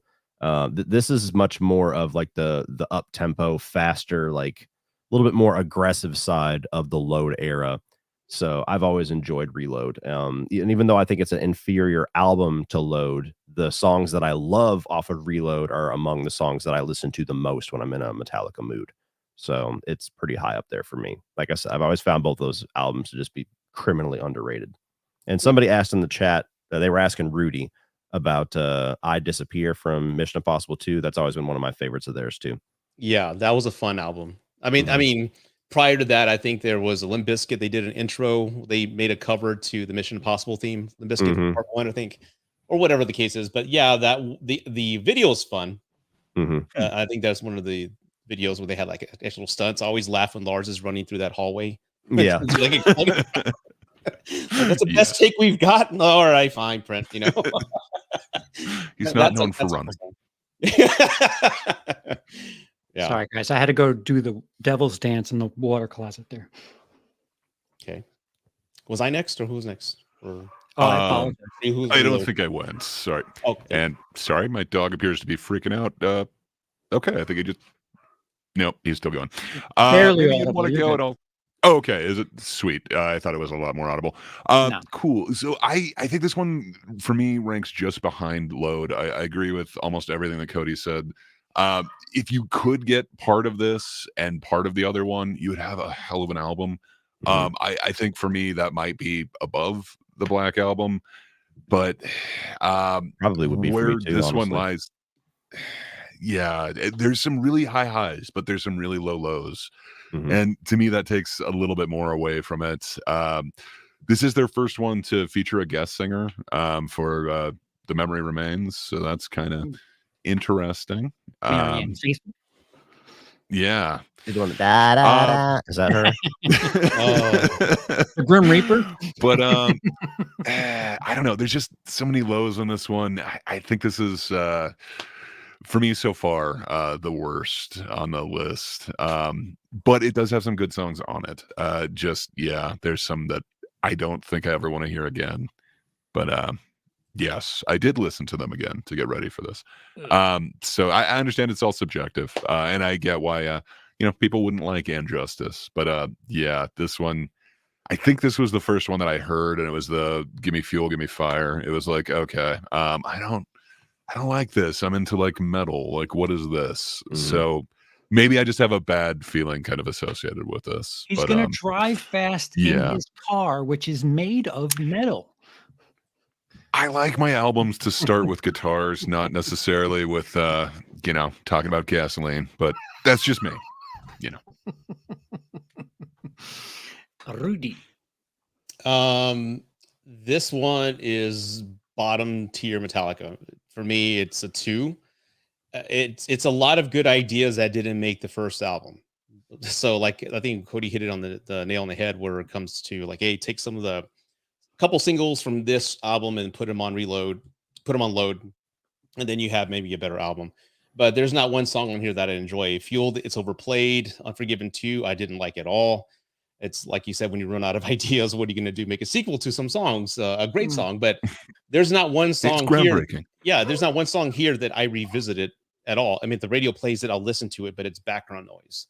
So again, it's a B-side album in my opinion. So there's no longevity in my opinion. I understand it has its place with some fans when it came out, but and I appreciate that. But for me, this is the one I play the least. I don't think I've played it in over 10, 15 years.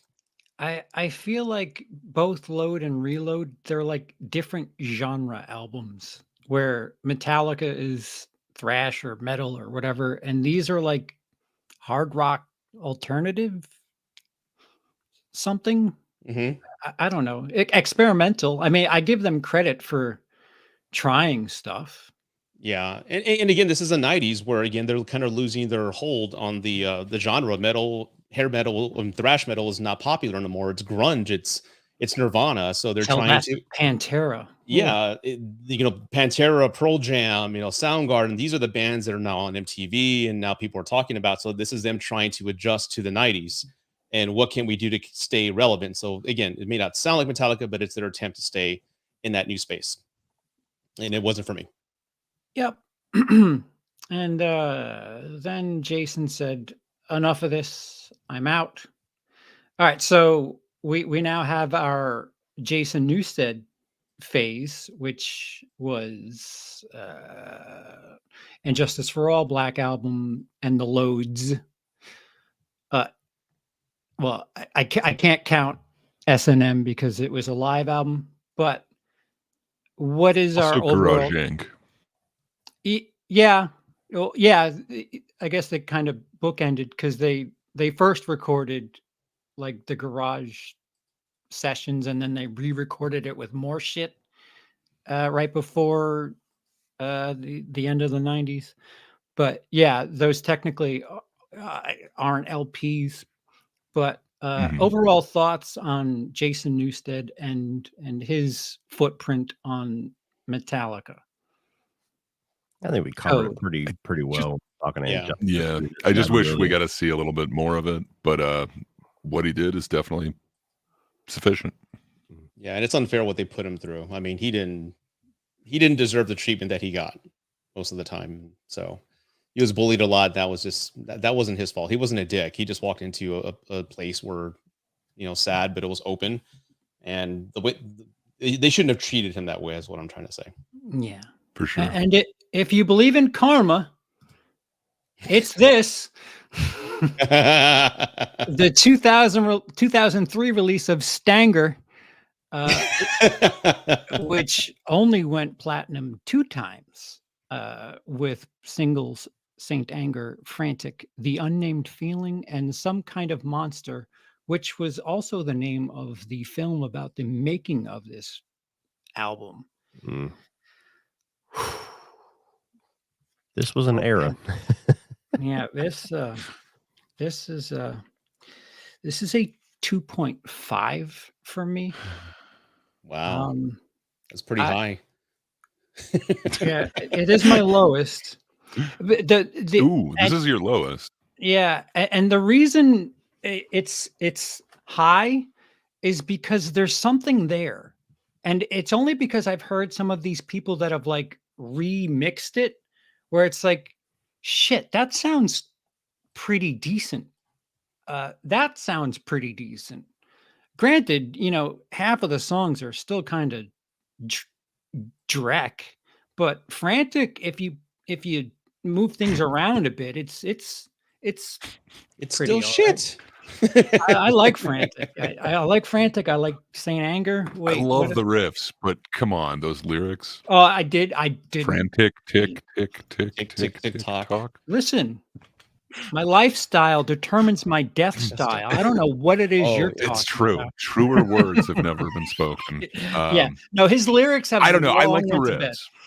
riffs. Yeah. That's what I meant. I should specify the lyrical genius that is James has long been put to bed. But I think Unnamed Feeling is one of the ones I didn't. Sweet Amber is one I didn't hate. Yeah, there's more misses than hits, but I've heard some sort of like redone version of this. Well, obviously some kind of monsters up there too, but you know, if you tell me I'm crazy, I'm not going to argue with you. It's the bottom. I don't reach for it ever. Cody, please help me. I gave it a 2 out of 5 too. See, there's 5 songs in this album that I genuinely like. The other 6 I think are absolutely garbage. For the longest time, I would have told you there's no fucking way that they're ever going to make an album that I like less than this one. This was, I mean, whether you like 90s Metallica or not, I think it was pretty much almost universally agreed on that this album was just an absolute train wreck. That it does have its fans, but just the things going on personally with the band, the documentary, which somebody in the chat says is entertaining. It kind of is, but it's also kind of embarrassing when you watch certain things. Though. I mean, it's just there's so many things in that documentary that you're just, as a Metallica fan, you're like, I didn't need to see that. I didn't want to know that. I haven't seen it yet. There's moments of it that's interesting. Like they got Dave Mustaine in there for a little spot where he's talking with Lars about how he just felt betrayed as a friend, that they didn't want to give him a second chance. And apparently he told them not to use that, and they did. So like, I don't know. It always seems like they find a way to piss him off. But there's moments in it. The shame of it is that the documentary is like about this growth, this like the lowest point of the band, them trying to rebuild, find the new bassist. You got James going off to rehab. You got him going into it with Lars and all this stuff. And the album, the documentary ends with them going off to, start their first show on the Saint Anger tour. And it cuts to text and it's like Saint Anger premiered at '1. And like, if the album was fucking awesome, it'd be a really cool little victory note. But you read that and you're like, too bad it sucks. Yeah. You're like, Frantic. Yeah, you can make fun of the lyrics. It's a decent song. Saint Anger, I like. I've always really enjoyed Some Kind of Monster. I love that riff. My World's pretty good. The Unnamed Feeling is probably my favorite song on the album. That one feels like it just has the most going for it. But like I said, 6 out of the 11 songs I think are absolutely just garbage. And not only was James's lyrics rough, but his vocals were the worst that they ever were during this era. Not only on the album, but I remember when the album came out and I was like becoming a Metallica fanatic. They had this thing on their website where they had a recording of every single live show that they did, and as fans you could pay to download it. And me and my dad, I remember we spent like 2 or 3 days, because it was pretty expensive, at least for us at the time. We spent like 2 or 3 days looking at every single show, trying to figure out what set list was the best, which one should we actually download, because we're only going to buy one. And we finally decided and bought one, and he sounded like garbage. It was like immediate. My dad was pissed. He's like, he sounds like shit. Just wasted like $40 fucking on this.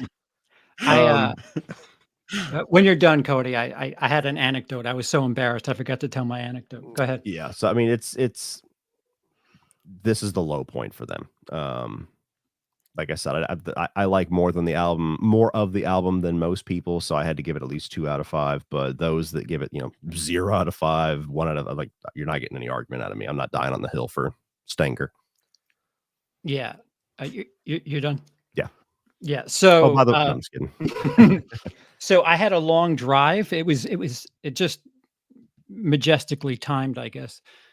Me and my girlfriend at the time, we had to drive a couple of hours to Connecticut, and this was the day that Saint Anger came out, and my girlfriend at the time never heard of them, and I was like, "Here, I'll introduce you to Metallica." I threw on the album, and that's why she's your ex.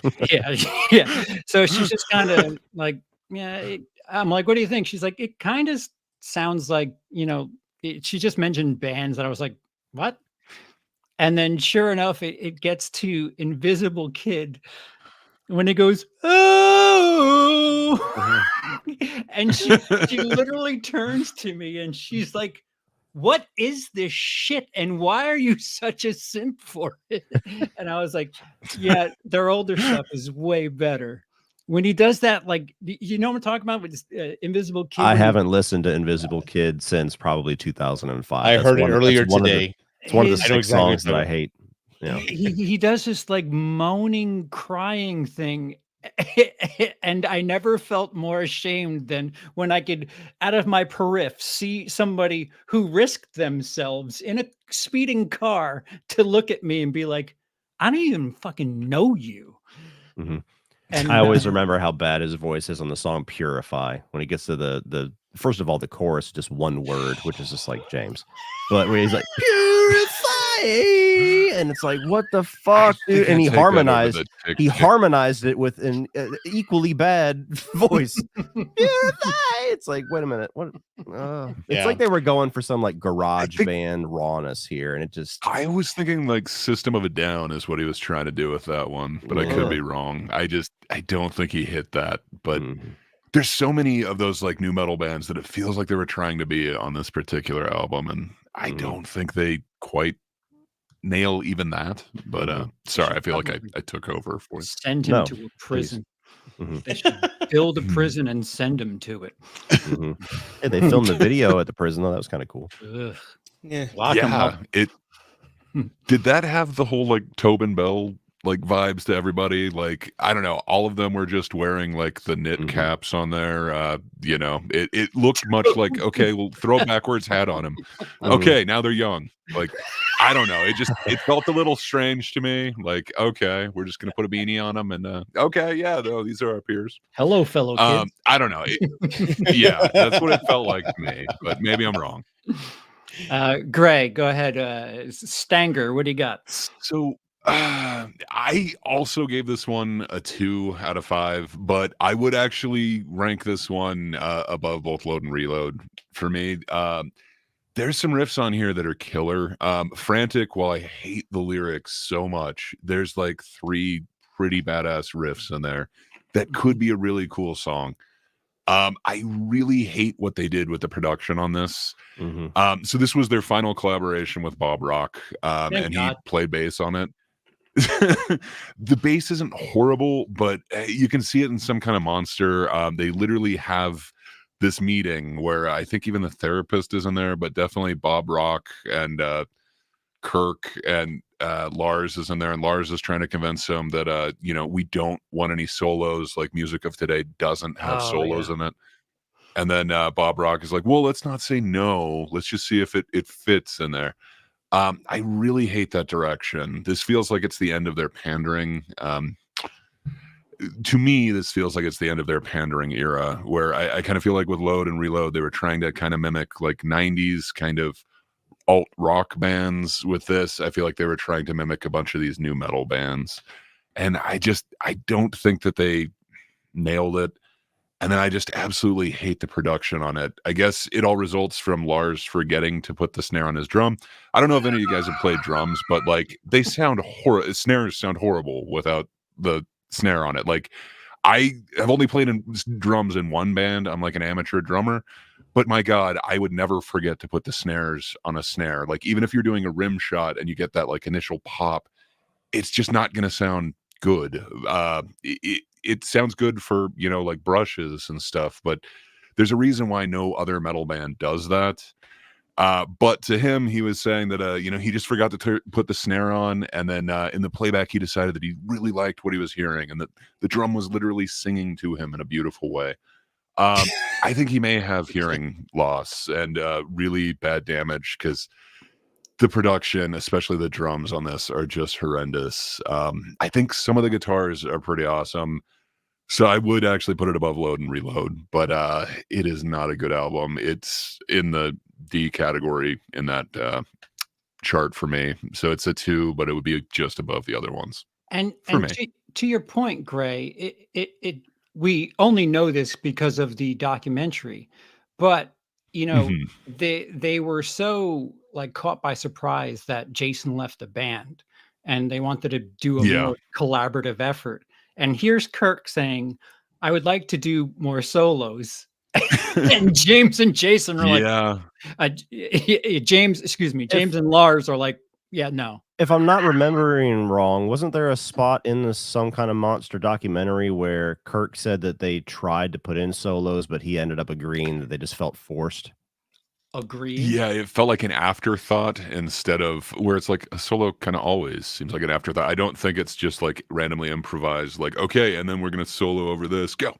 I mean, like you might get a cool one, but you know, I'm assuming everything that you hear on that record is something that's had forethought put into it. Like I don't know. It is kind of interesting, but yeah, I can't remember if that was in the doc or if he just said that afterwards, but he definitely did say that like they looked for spots to put it, but they couldn't find it, which I find hard because it's the only album that doesn't have them. Like there's nowhere on that album that you couldn't do a solo.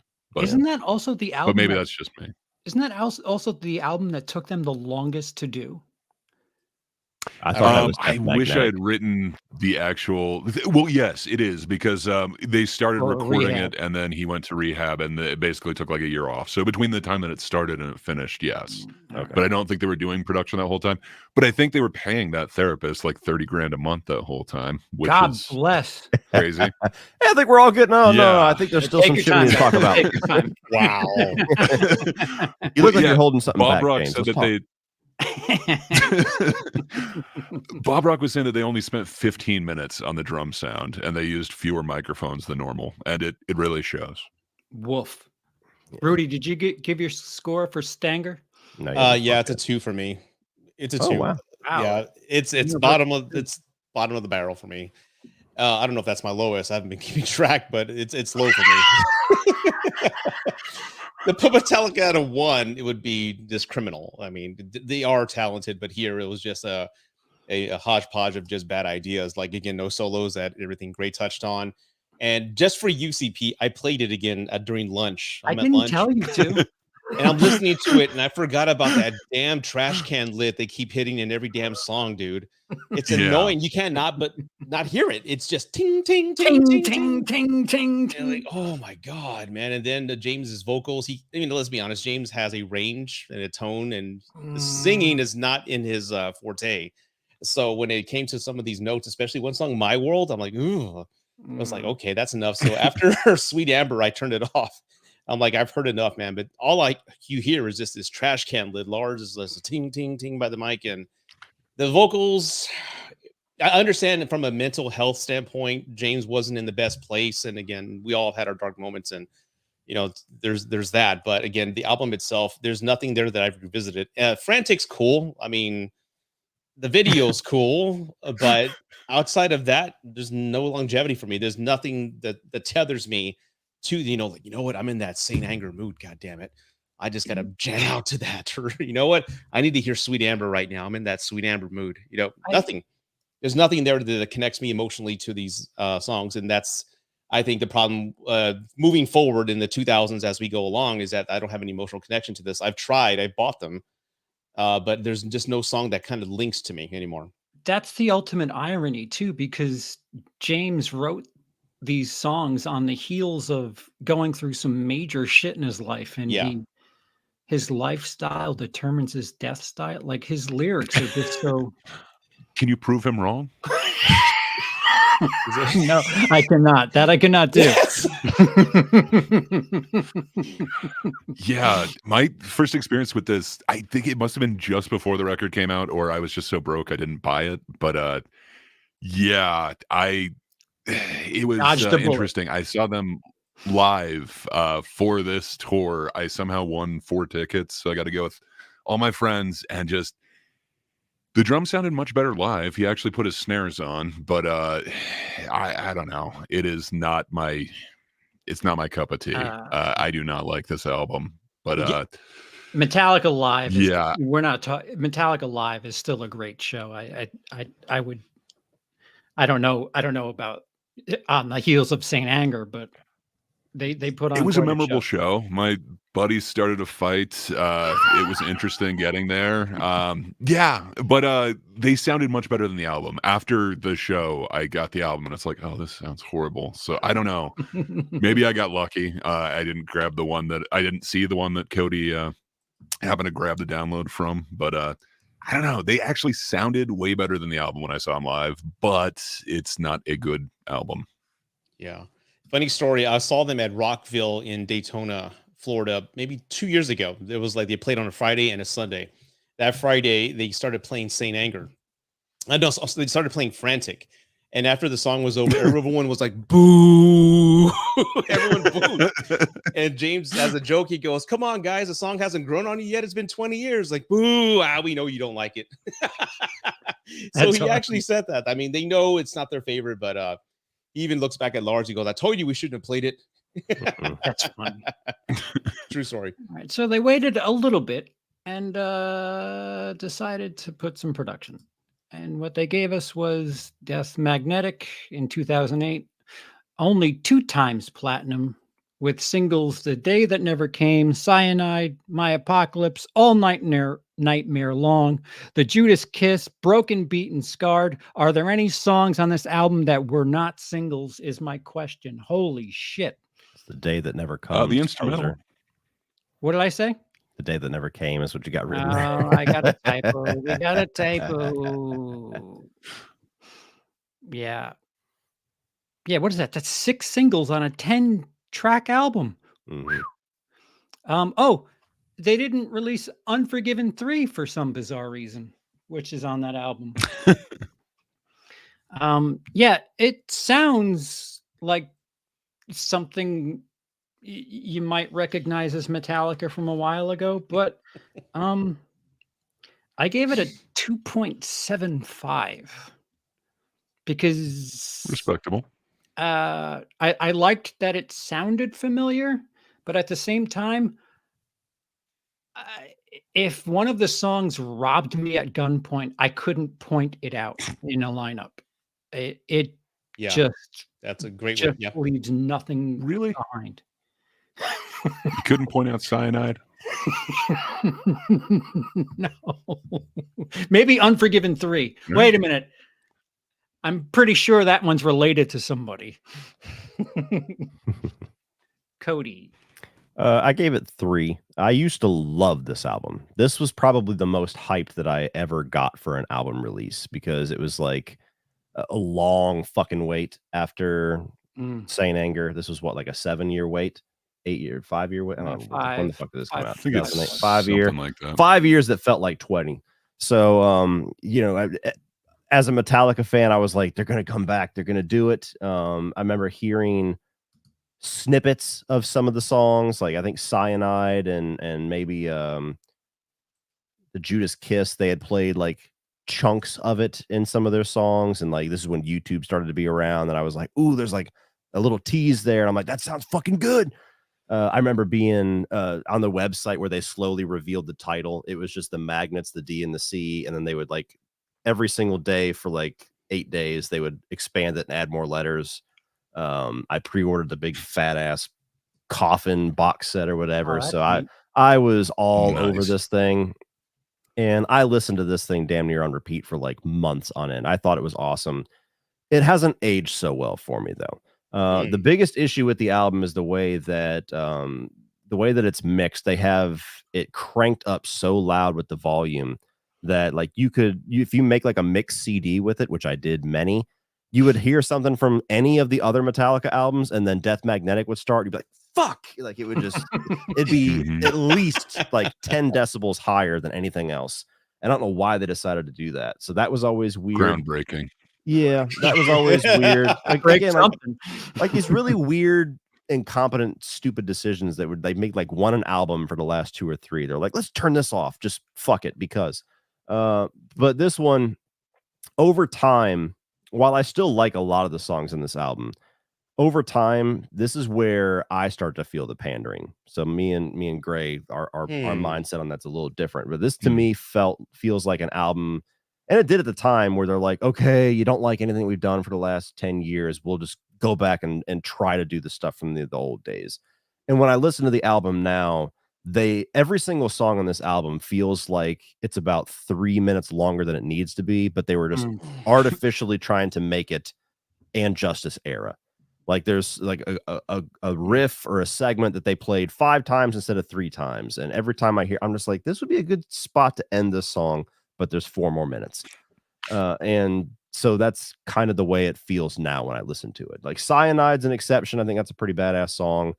Broken, Beaten, Scarred, I've always loved. Judas Kiss is pretty good. But a lot of these just feel like Metallica trying to dissect why they were so beloved for those first 4 albums and kind of missing the point. They're like they want long songs and fast riffs and fast drums. That's it. That's the ticket. And so it just feels like Metallica artificially trying to be old Metallica. Did you give a score? 3. Oh, Gray?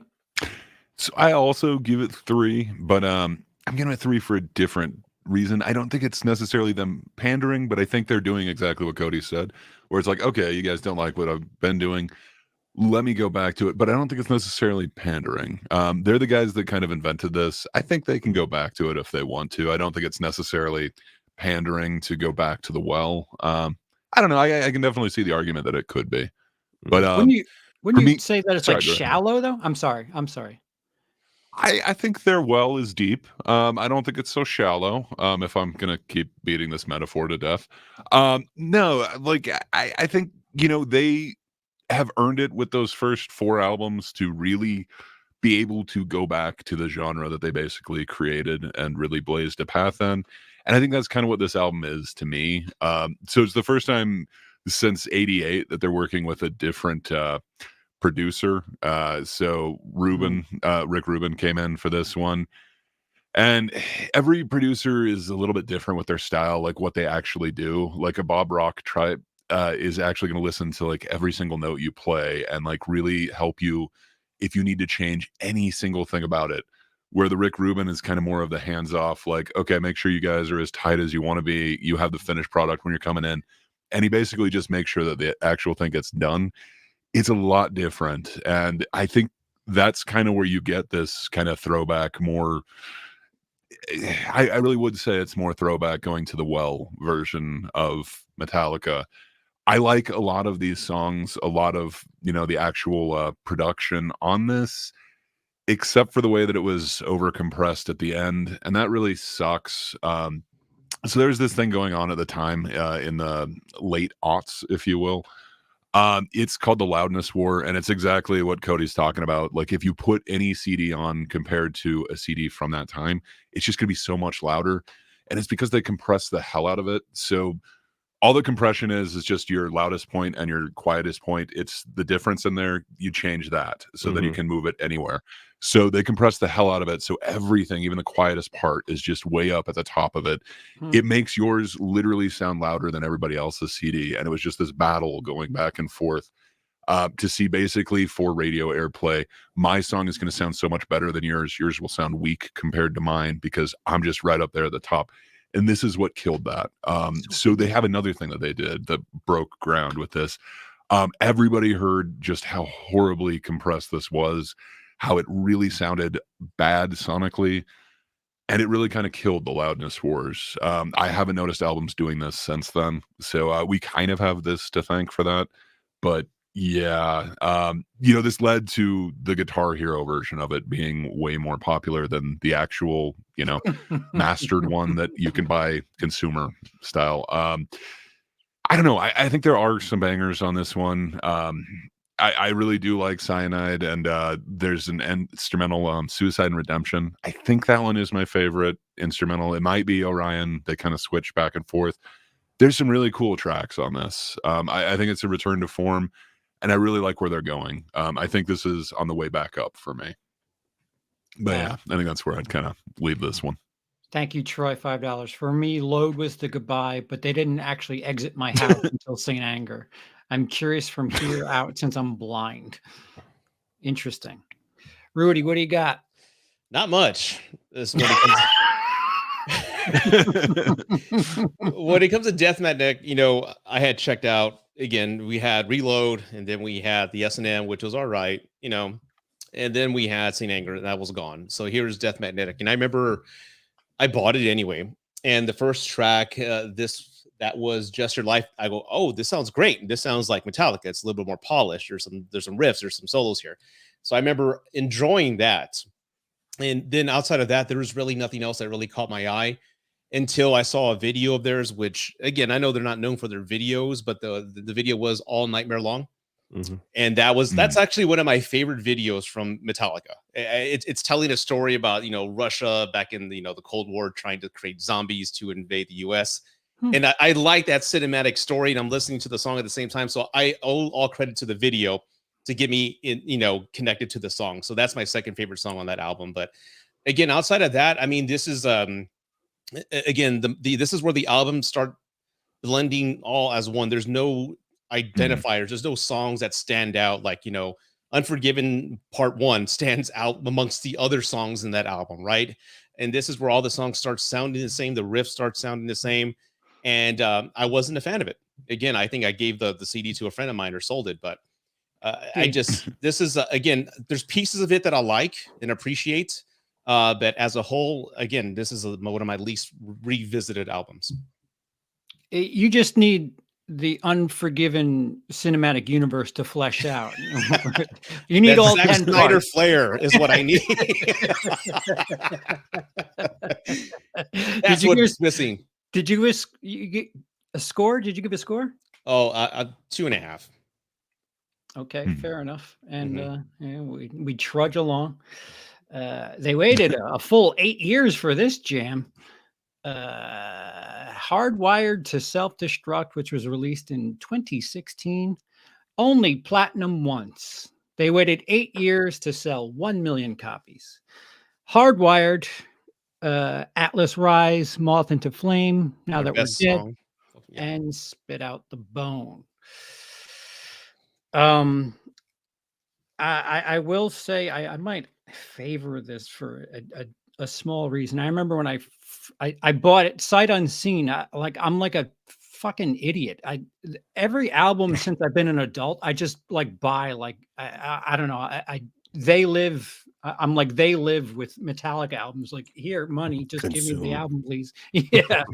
And sure enough, Hardwired, when that opening, I was like, oh, okay. And it's only 3 minutes and 11 seconds. Okay, cool. And it's just more of the same, where it just feels like, it feels like if AI wrote Metallica.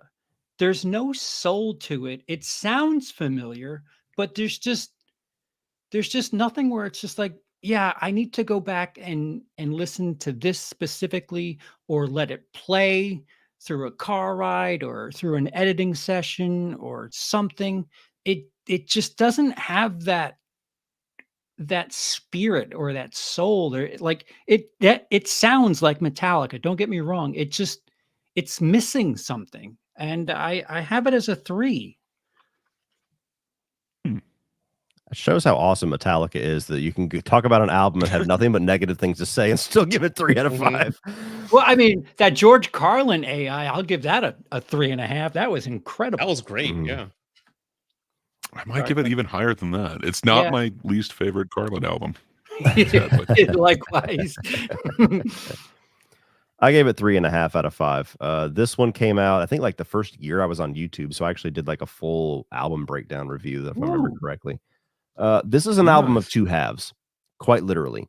I mean, maybe Gray can shine some light on this whenever we get to his spot. I still don't understand why it was 2 discs, 1 disc with 6 songs and 1 disc with 6 songs. But if you take Spit Out the Bone from the second disc and replace Halo on Fire on the first disc, those 6 tracks is the best Metallica shit that has happened since the first 4 albums to me. Halo on Fire is good. Hardwired is kick-ass, short, sweet, to the point. Atlas Rise and Moth into Flame, I both really like those. Those are kind of the 2 songs that they released as teasers.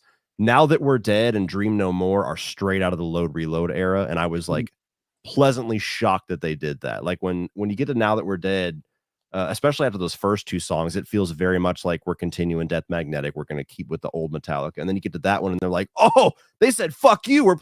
Everybody gets a piece. And so Dream No More is actually my favorite song on that album. It's a straight up load reload era song. But yeah, if you take Spit Out the Bone and you go Hardwired to Spit Out the Bone in those first 6 songs, fucking perfection. And Spit Out the Bone's like the most aggressive shit they've done in a long time that I love. Halo on Fire and everything else on the second disc are B-sides. And they're clearly B-sides to me, to where it really felt like they had 6 great ideas and then they just kind of stretched it to album length. None of those songs make any impact on me. As many times I tried to listen to them and I tried to get into them. One of them's about Lemmy. I can't remember which one of it is. And that one I tried to like hone in on a bit. Murder One. Yeah. And so it's very much an album of 2 halves. One half I think is fucking incredible. The other half is just...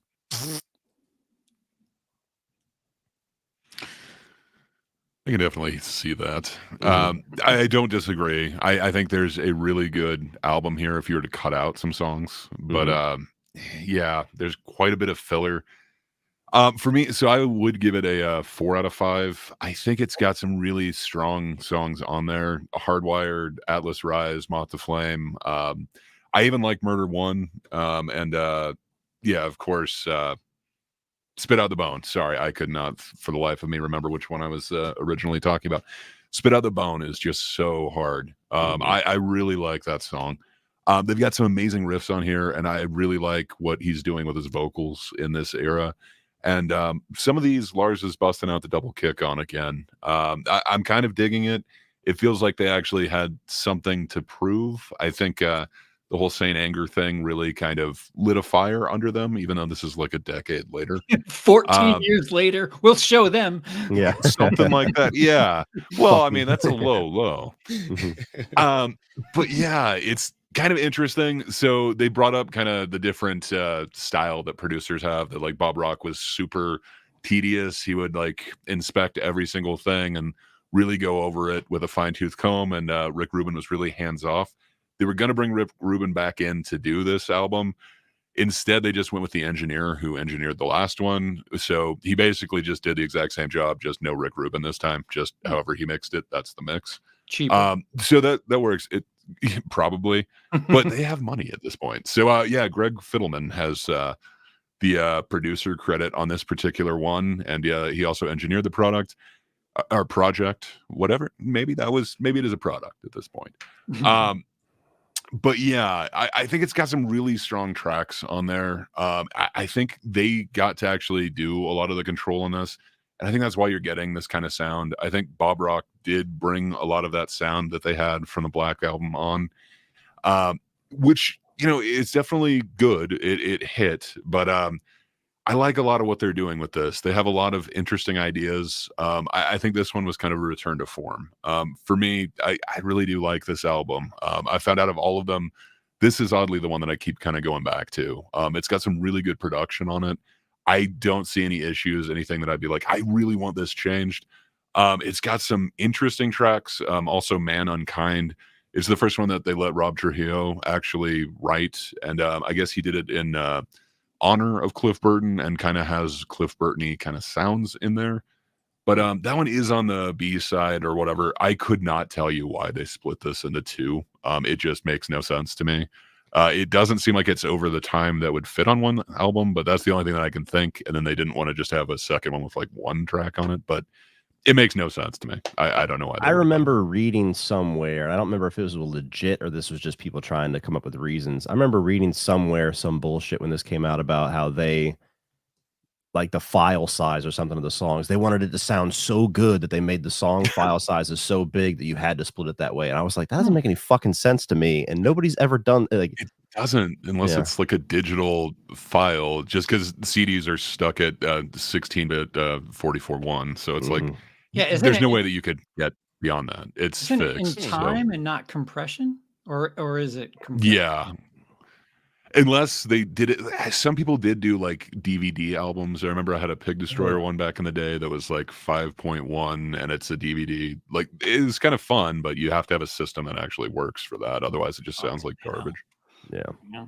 I just remember that being really fucking annoying when I bought the CD and you get these 6 songs and it's like, fucking change discs. Yeah. 20 Yeah, I minutes was in. kind of weirded out. I've only ever listened to it digitally, so yeah, I don't know. I just had it on Spotify, and I was wondering why the hell is this broken up into 2 albums, and I didn't know why, or 2 discs, I should say. The only reason I really can't marry myself to vinyl, it's just like, got to get up and flip it every 20 minutes. Well, you get that auto flipper one. It looks cool. Oh, they make those? Shit. They used to. I think you'd have to get like an older one, but yeah, they're really cool, man. Yeah. All right. Maybe I'll change my mind. Speaking of old, Rudy.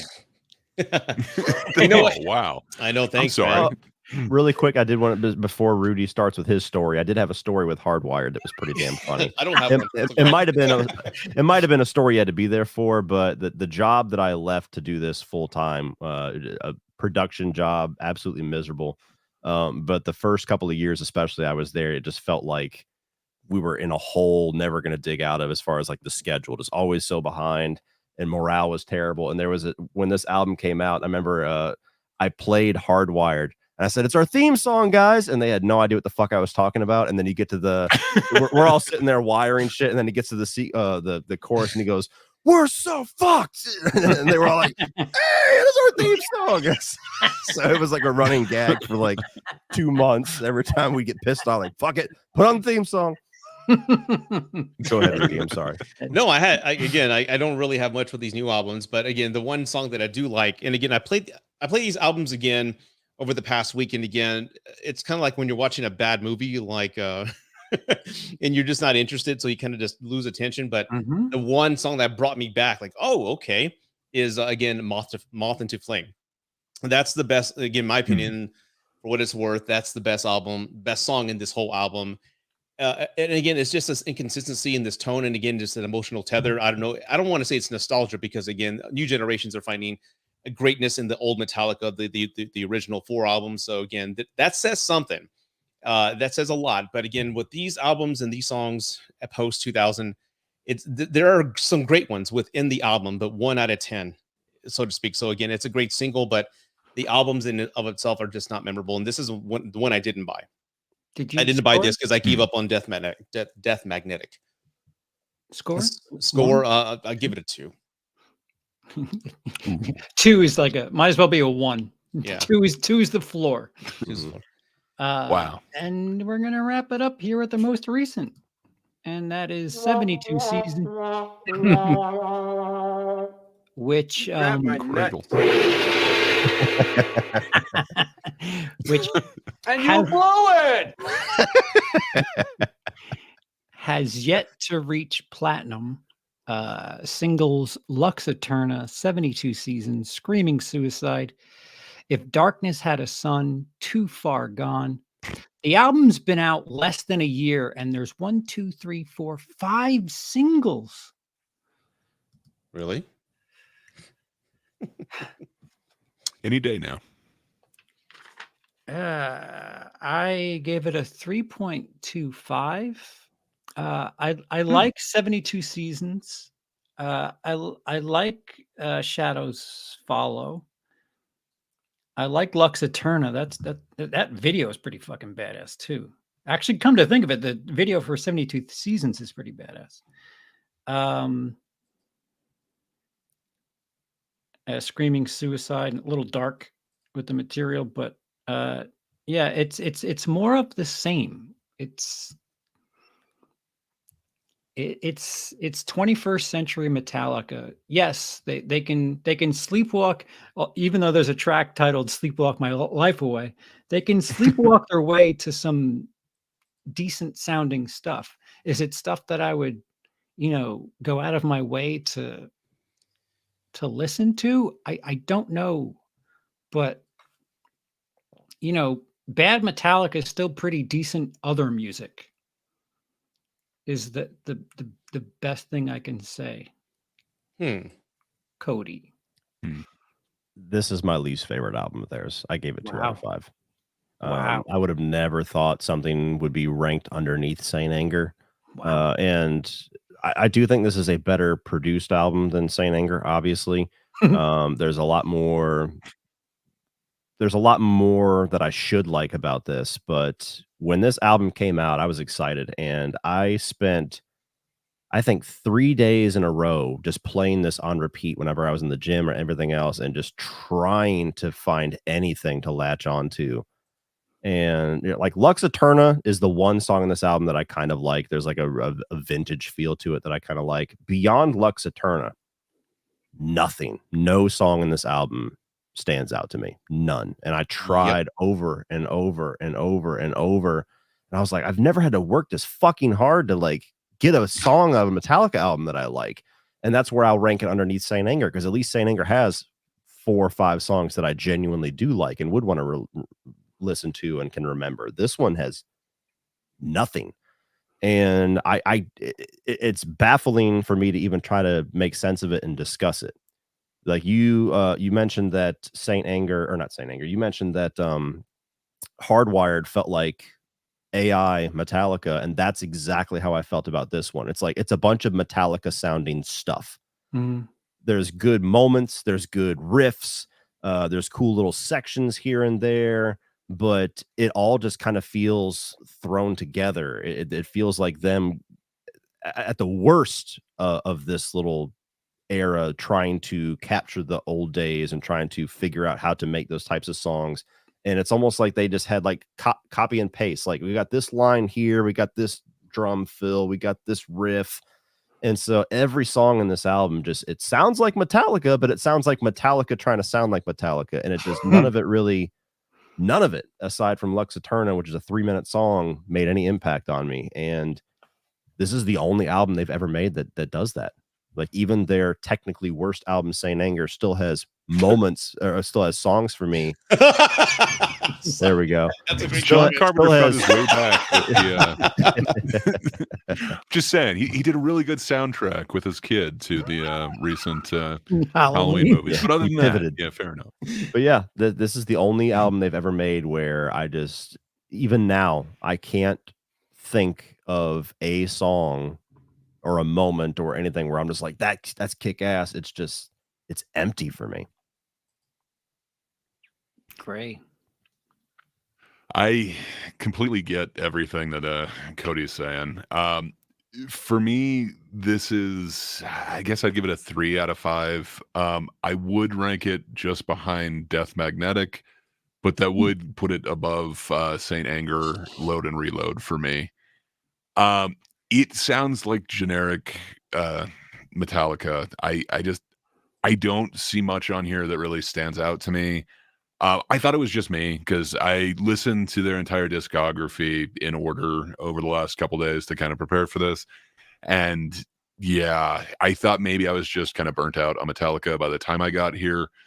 So I don't know. The last couple days when I was working out, I specifically put on this one, and I don't know. I can't pick out any particular song on here. I watched the videos. I know that Lux Eterna was one, and I can't remember the other one, but the videos were kind of cool, but I couldn't tell you which song it was even for at this point, which kind of sucks. It does feel kind of like AI or just generic Metallica to me. This one was again produced by Greg Fiddleman, who did the last one and also did Death Magnetic with Rick Rubin. He engineered that one, and what Rick Rubin did as a producer is a little unclear, because supposedly that was like Lars who told him to really push the volume on that particular one. I'm kind of reaching for anything to say about this album. Sadly, it's really forgettable. I guess 72 Seasons refers to the first 18 years of our life, and that somehow forms our true or false selves is the theme to this album. I did have a hard time paying attention to all the lyrics in it, so I'm not sure if every song fit that, but I don't know. It didn't connect with me like I wanted it to. I really liked Hardwired, so I was hoping this would be still on the rise, but it feels like we're going down the other side for me. It's funny because the videos follow a theme of light because of Lux Eterna, the eternal light. All of the videos have some sort of light theme to them. So it's weird that the name of the album is 72 Seasons and whatever you said about 18. You're like, not even they know what the hell they're doing. or Yeah, it just feels like a miss for me, but I don't know. It's all subjective. Sure, Yeah. sure. Rudy. This is okay. How can I word this? I did hear the album when it was launched. 72 Seasons is okay. But again, there's just no originality to this. This feels like, I don't want to say the AI piece because you guys have already said that, but this is like, we got to get something out, guys. Come on, come up with anything. And it's just no originality, no fun, no passion. It's just them thinking, okay, this sounds okay. Every riff sounds the same. Everything sounds identical. It's like unoriginal. It's the same tempo. Like dun, dun, dun. It's the same damn thing. And there's nothing that grabs me. Like I guess Cody and I are similar when it comes to like, okay, if it's a new album, I'm gonna drive to it, listen to it. Mhm. And if something catches my, oh, okay, let me hit that a repeat. Let me hear it one more time. And nothing caught my eye or caught me. It was the Mhm. opposite for me, where like I'd be like 4 minutes into some of these songs, I'm just like, there's Nothing, right? skip to the Yeah. next one. There's just nothing. It's just the same damn dun, dun, dun, dun. Lars doing the same fucking thing. And this is me saying goodbye, I guess, to Metallica, because again, whatever they do next, I mean, this is like 3 strikes for me. You're out. I mean, and whatever they launch, I'll take a listen, but I'm not going to invest like an hour to listen to the album until maybe they do something. But I think their relevancy is now kind of like going kaput. And that's not a bad thing. I mean, hell, they're around 40 years and they put out some of the best albums of all time. So again, there's nothing wrong with that. But as far as now, I think they've lost a spark. They're still incredible live. Oh yeah, yeah, Mhm. yeah, definitely. I'm going to see them again live with Mhm. my son. He's never seen them live, and I'm going to take him to see that. So it's a hell of a show. But as far as new stuff, no, there's nothing there for me. So I gave this a 1. That's honestly, it's just Ooh. The Wow. first nothing there for me. one. Giving Metallica a 1. Wow. I did it. I did it, man. It's a shame. I want to love them. I think we all 4 of us want to love them. I mean, in our hearts, we appreciate and love what they've done to us in certain points of our lives. You know, they were that song, that track in our adolescence. We all remember what we were doing when we first heard them. But now it's kind of like it's run its course, like John Carpenter. Somebody mentioned that was a perfect some quality work. comment of the night. So that's all. So we've done the discography, the studio album discography of Metallica. Have they evolved for better or worse? Probably Cody. for worse, even as a fan of Devolved. a lot of their stuff, but they've certainly evolved. I mean, there's literal eras that we can immediately just section off of Metallica. You got the classic era, the first 4 albums. You got Black Album through Reload. That's very much that 90s, more hard rock. And then you have Death Magnetic since, which is like them trying to recapture the first era. So I think Anger's its own era. Yeah, exactly. That's its own thing. But yeah, I mean, they've continued to evolve, and that's one of the things that I've always respected about them. As I said earlier, like, you know, for better or for worse, they always kind of do what they want to do, whether it's a good idea or not. And you know, there's plenty of bands out there. I think we were talking last night. CP mentioned like Seven Dust, great band, but same album every single time, same sound, and there's a lot of bands out there like that just release the same stuff over and over and never really pivot, never really try anything new. Yep. And I, for one, will always prefer a band that tries different things and tries to evolve. And, you know, even if it's an album or a direction that I don't like, I will prefer a band to try something different than to just give me the same album. Like Disturbed, another one that I'm a big fan of. I feel like the same album, same stuff for the last 3 or 4. And I lose interest in those bands very quickly, where Metallica, I've never lost interest. Gray? Evolution? Yeah, I think I basically second everything that Cody said. Like, yeah, they've totally evolved over time. I mean, like, everyone's tastes kind of do. It's really hard to just listen to the same thing. You know, like, have you literally just, you know, listened to the exact same thing you listened to since high school and never changed? Or did your taste change as well? Well, it's the same for like when you're playing music. You don't always want to scream. At some point, you do kind of want to get a little bit more mellow. I think they definitely did. I think they were still making hits when they changed, but yeah, you know, that's not necessarily for everyone. You know, like we were kind of talking about with like Megadeth and Slayer. I don't think those guys have kind of evolved in their sound nearly as much. But I also haven't followed and stayed up with every single album that those guys are doing. There's also been hits and misses on there. I don't know. I think each band kind of has its own evolution. People definitely grow. You'd hope, anyway. I guess you could, living that lifestyle, be very stunted. But hopefully you'd grow as a person, and your music grows with you, hopefully in a positive way. But yeah, every change is not necessarily good. And Yeah. I didn't like all of these, but I think they were trying to be true to themselves, and that's why they kind of got rid of Bob Rock, got a producer that would give them a little bit more freedom, and then once they felt like they had that, they're basically producing their own albums again. So I'm glad they're doing what they want to do. I don't know that I'll continue following them on the journey, though. Right. Evolution isn't always a good thing. Like 30 Seconds to Mars, they've evolved, and I don't know if that's for the better. Yeah. Rudy? Well, I think my comments just before were more or less what exactly the same thing, the same answer. I think they have devolved in a way. I mean, again, they've definitely made an impact in the music industry and in our lives, and that's timeless. Those songs will never go away. It's just as far as new stuff.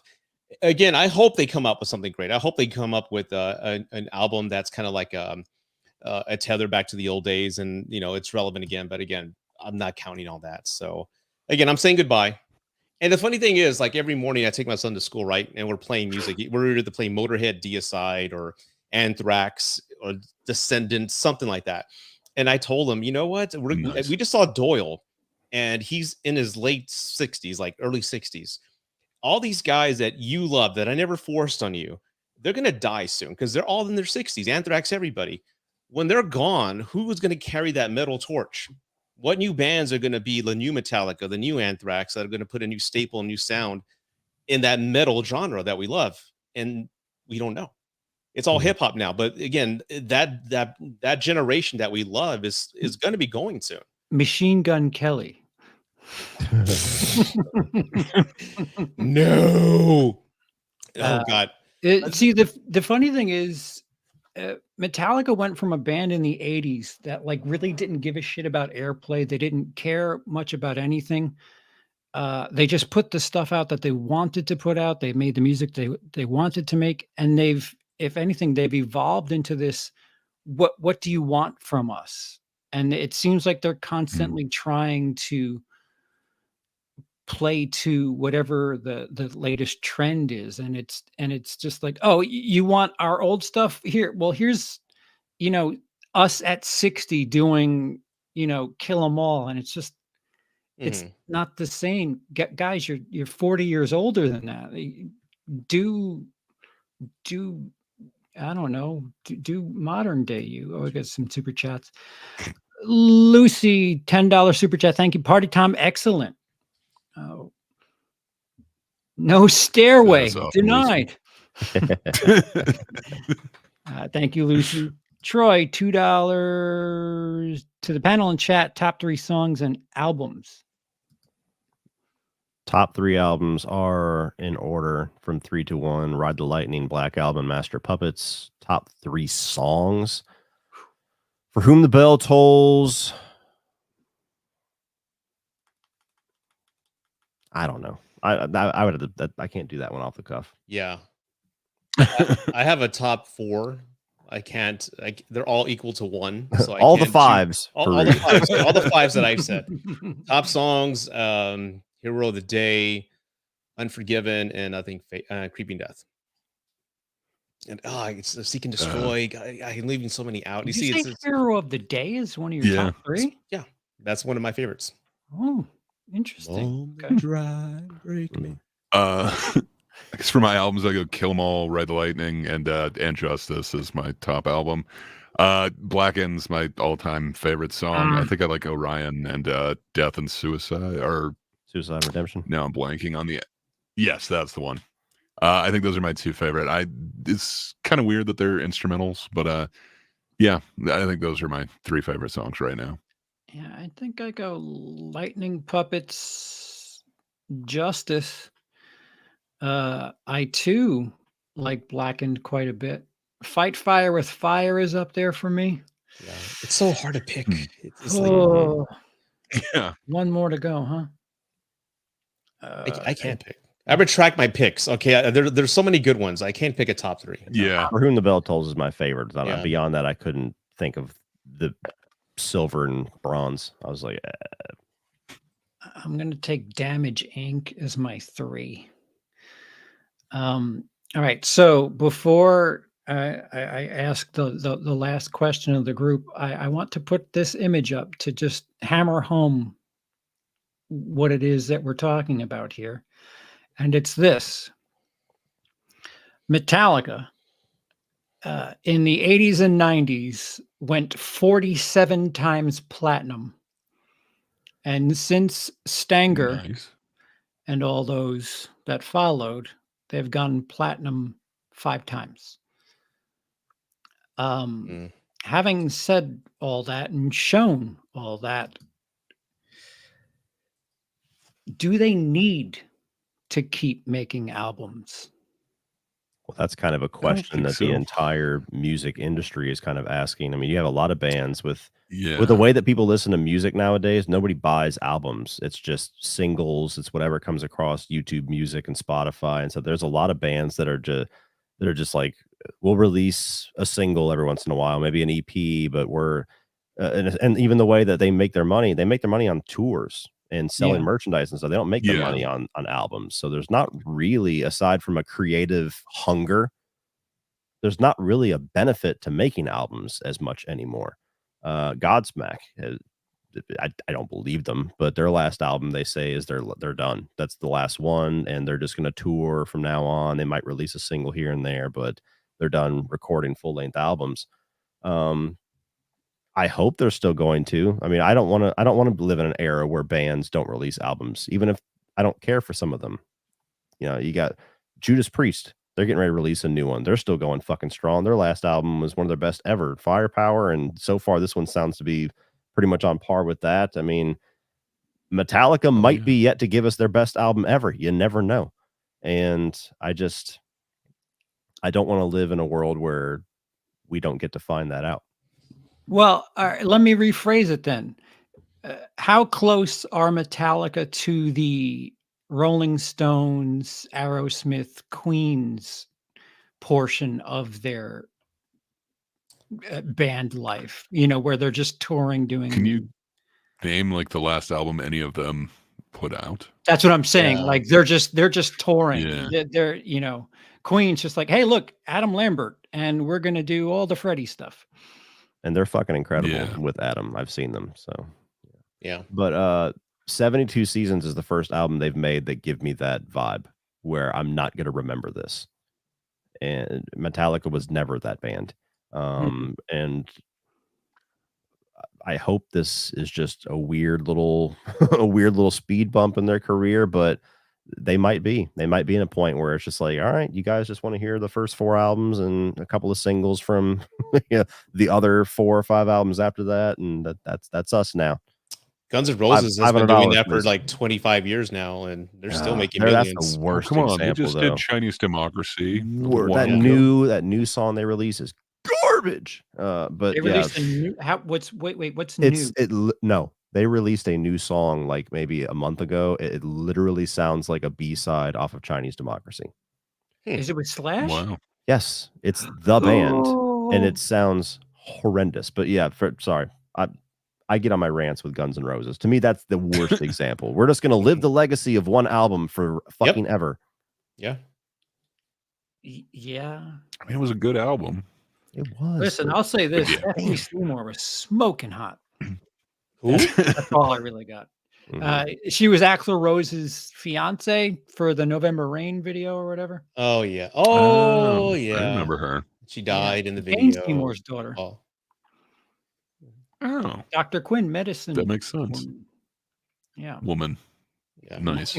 Yeah, I think I agree with Cody on this. Like, sadly, this is the first album, and I've kind of felt like that too. I don't remember much about it other than the videos, but other than the, the weird titled one like Lux Eterna or whatever, I couldn't tell you a title off of the latest album. Something about Sleepwalk to Die or something. Yeah, I don't know. They might be at that point. But like, should a band be creating music for like 50 years, or is there a time where they should stop? Not that they shouldn't be playing, like Cody was mentioning, really, unless you get to very high status like Metallica, you're not going to be making many points. One of the reasons why they had like a falling out with their label and they sued them is because they were only getting like 14 points. So like for every record sold, you get 15%. And like, it's not that great when it's split between the members of the band. So I don't know. I'm not sure if it really makes sense for them to keep making albums if they're not really inspired. I am hoping this is one off. Like, even the albums that I didn't like, it felt like they were trying something new. This just felt really generic to me. So I hope, I echo what Cody was saying. I hope this is a one off, and maybe their best album is to come. That would be great for them. But if not, it kind of feels like this is that time. Yeah, it's been 40 years since Kill 'Em All. Aerosmith was considered past their prime when I Don't Want to Miss a Thing came out, and that was only 28 years after they started as a band. I mean, it's incredible that Metallica has been around as long as they have, but you've got enough to tour on. You've got more than enough to tour on. Hell, you could cycle some out and you could play the same venue 4 nights and have different set lists. And they do sometimes. Yeah. Which is awesome. They've got that catalog. They should do it. Indeed. I just think of like other bands that I haven't seen anything live recently due to my medical issues, but like Queens of the Stone Age, when they play live, they're awesome. They're incredible. It's like they're incredible. And they're getting up there. Yeah. They're bringing some younger guys on the road with them, and a couple of them have been replaced. But yeah, those guys still put on a hell of a show, but they are a little bit younger. So I don't know. I'm not sure how much longer they would have. They started definitely later than Metallica. I guess James and Lars wouldn't. They just wouldn't let their egos rest for the sake of putting out faster, better material. I don't know. I'm just assuming at this stage. Yeah. So that was Metallica from the beginning till now. Cody, what do you got coming up on the Cody Leach Network? Not much, man. January's sucked ass for movies this Fucking year. A, it has. I've got a video that my patrons picked, the top 10 worst horror franchises video. So that's going to be coming later on this week. I'm going to try to squeeze out that Memoirs of an Invisible Man review to try to finally finish out some of this John Carpenter review series that I've been dragging ass on for over a year. And it's a fun one. I've never seen it. So we'll see. Really? Yeah, I would be interested to watch your review, man. Okay, well, we'll see. Maybe we'll see. I'll probably. What I'm saying, we'll see. I say we'll see because it's fucking cursed, man. Like the what was the one that I just did? Big Trouble in Little China. For like 6 months. Every time I'm like, all right, Big Trouble in Little China. Next week something would happen. The last time that I promised it, I was sick for 2 months. So yeah, I always say we'll see. So like, don't strike me down. But that's really the only thing I have written on my calendar. I usually have 2 or 3 videos written down, but yeah, there's just no new releases coming out this month, like at all. So I might just pull out some more oldies, and then I have MegaCon next weekend, which is February 1st through the 4th in Orlando. It'll be me and Sean Chandler. We've got Adam Does Movies, Film Stocked. A couple other channels will be there. We have one more guest we have yet to announce because of just legal reasons. We can't announce them yet, but should be pretty exciting. And should be a fun week. We got panels every single weekend. We got panels every single day. So that's the biggest thing coming down the pipe is MegaCon. Nice. Gray? Awesome. I don't have a ton going on. I'm in the middle of like 3 videos. One of them on like should comedians apologize, kind of going through 4 cases, 2 of them where they did, 2 of them where they didn't, kind of seeing what kind of happens with that. It's taking me way longer than it should to edit that, so that should be dropping any day now. Other than that, every Thursday on that darn Kiddas channel, there is the Thinkers. Charles usually joins us on the Thinkers. Come check that out. But yeah, that's about all I got going on right now. Great. Let me be the first. I don't know. Maybe I'm not the first, but I would like you to strongly consider doing like musical breakdown content, because hearing you talk about the production end of all of this, I feel smarter, even though I didn't soak much, if any, of that up. You clearly Thank know what you. you're talking about. Like there's enough interest in like, music theory and stuff like that. I just Give don't it a know if I thought. could compete with Beato or whatever. That dude is a genius. Mm-hmm. You don't have to I compete don't with him. Just step aside and be alongside him. That's all. It was enlightening Fair listening enough. to you, sir. Very enlightening. Thank you. Well, I appreciate the compliment. Thank you. I'm glad I had you here. And Rudy. Yes. What do I got? Zack Snyder videos. Which ones we got coming down the pipe? Yeah. You know, it's funny. You said the Nice. Cody, the intimidation you had, or just the review, Big Trouble in Little China. I Mhm. had the same fear. I don't know why, for Watchmen. Mhm. I had wrote 3 drafts, and it's such a polarizing movie. And again, after watching it, I'm now undecided. I've said for many times that Oh. Justice League has been the best film Zack's done. I think Watchmen is. I'm up for debate, and I'm still Ooh. trying to make up my mind. But I loved it. But yes, Mm. to continue with the Zack Snyder series. But I've also want to do a couple 90s videos. I was working on my Judgment Night video, then I saw you launched it before me. Like, funny how that worked out. But Classic. Judgment Night and Pump Up the Volume, I think those are Oh my gems. God. No one Nice. talked. Pump Up the Very Volume needs to be later. spoken about more, and I want to bring that to everybody's attention. As far as Read Advice, I got an interview with Dr. Kathy. She's a specialist that deals with infidelity. I got Mr. Sean Chandler finally after 2 years with the schedule. I'm interviewing him this coming Monday, and a woman. What is her name? I'm interviewing next week after that. It's about porn addiction and how she's helping men recover from porn addiction. So we're going to talk about that. So a lot of good stuff. Stop watching. I like how Sean's just sandwiched in between. Yes, exactly. Exactly. But yeah, it's good. I have a lot of great interviews lined up, and some that are haven't been confirmed yet, but very excited. Yep, and here where you're watching, I've finished watching the 1983 Austrian film titled Angst, which will be another Who Would Like That entry. And Emily and I are working together on doing something where we're going to be working together. I don't know if she'll get in front of camera, but she's certainly going to help script it. So getting back to the swing of things as far as produced material is concerned. But the first thing you're going to get is a movie you wouldn't want to watch. That's for sure. I still remember whenever you first brought up this idea, you're like, I think I'm going to do this thing where I start talking about movies that nobody wants to watch. I was like, oh, maybe it'll catch on. And now you're Perhaps there's a fucking reason. stuck.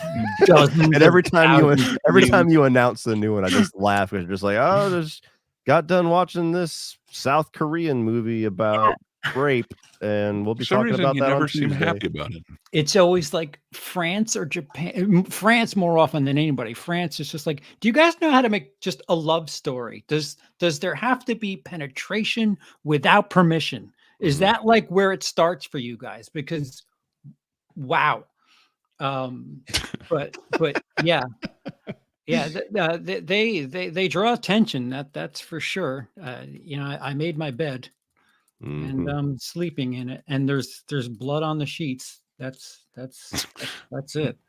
And there's some But shit on the sheets too. yeah, there's a Oh bunch my of God. everything. But yeah, another thing, Emily all but finished before before she moved from New York, all but finished a review for Return of the Living Dead. And Ooh. I'm begging her to let me edit it, and she's being a little too you know how creators get where they one thing isn't right and they just don't want to let it out there. I would like her to let me edit it and then have her look at it, and then if she thinks it's all right, and then let you all see it, because That would be awesome. if there's a creative person in this household, it is my wife. Oh, and big news. I will be taking the stage in February here. Nice. Where? Yeah. What? Where you're gonna come out? No. Yeah. Well, I mean, you forget give I it a asked. I'm sample like, hey, warning. We can congratulations. There you make go. it. Yeah, it's a small little place. It's I think it's like a 60 seat little, coffee shop / pub, but I'm gonna start paying my dues at the bottom here. If only just to get my Oh, feet yeah. wet and to That's try awesome. some international stuff. And again, it's more just to get used to standing in front of an audience again. So there's that. Nice. I'm getting better. Here I'm getting better. When I get back to New York, don't ask. But yeah, thank you everybody for the super chats. Thank you everybody for the funny comments. Thank you to Cody. Thank you to Gray. Thank you to Rudy. And Cody, you have to click the goodbye because I don't have the button. I'm never clicking it. Is that it? Yes. Good night. Okay. Good night. No everybody. outro because he's lazy. Oh.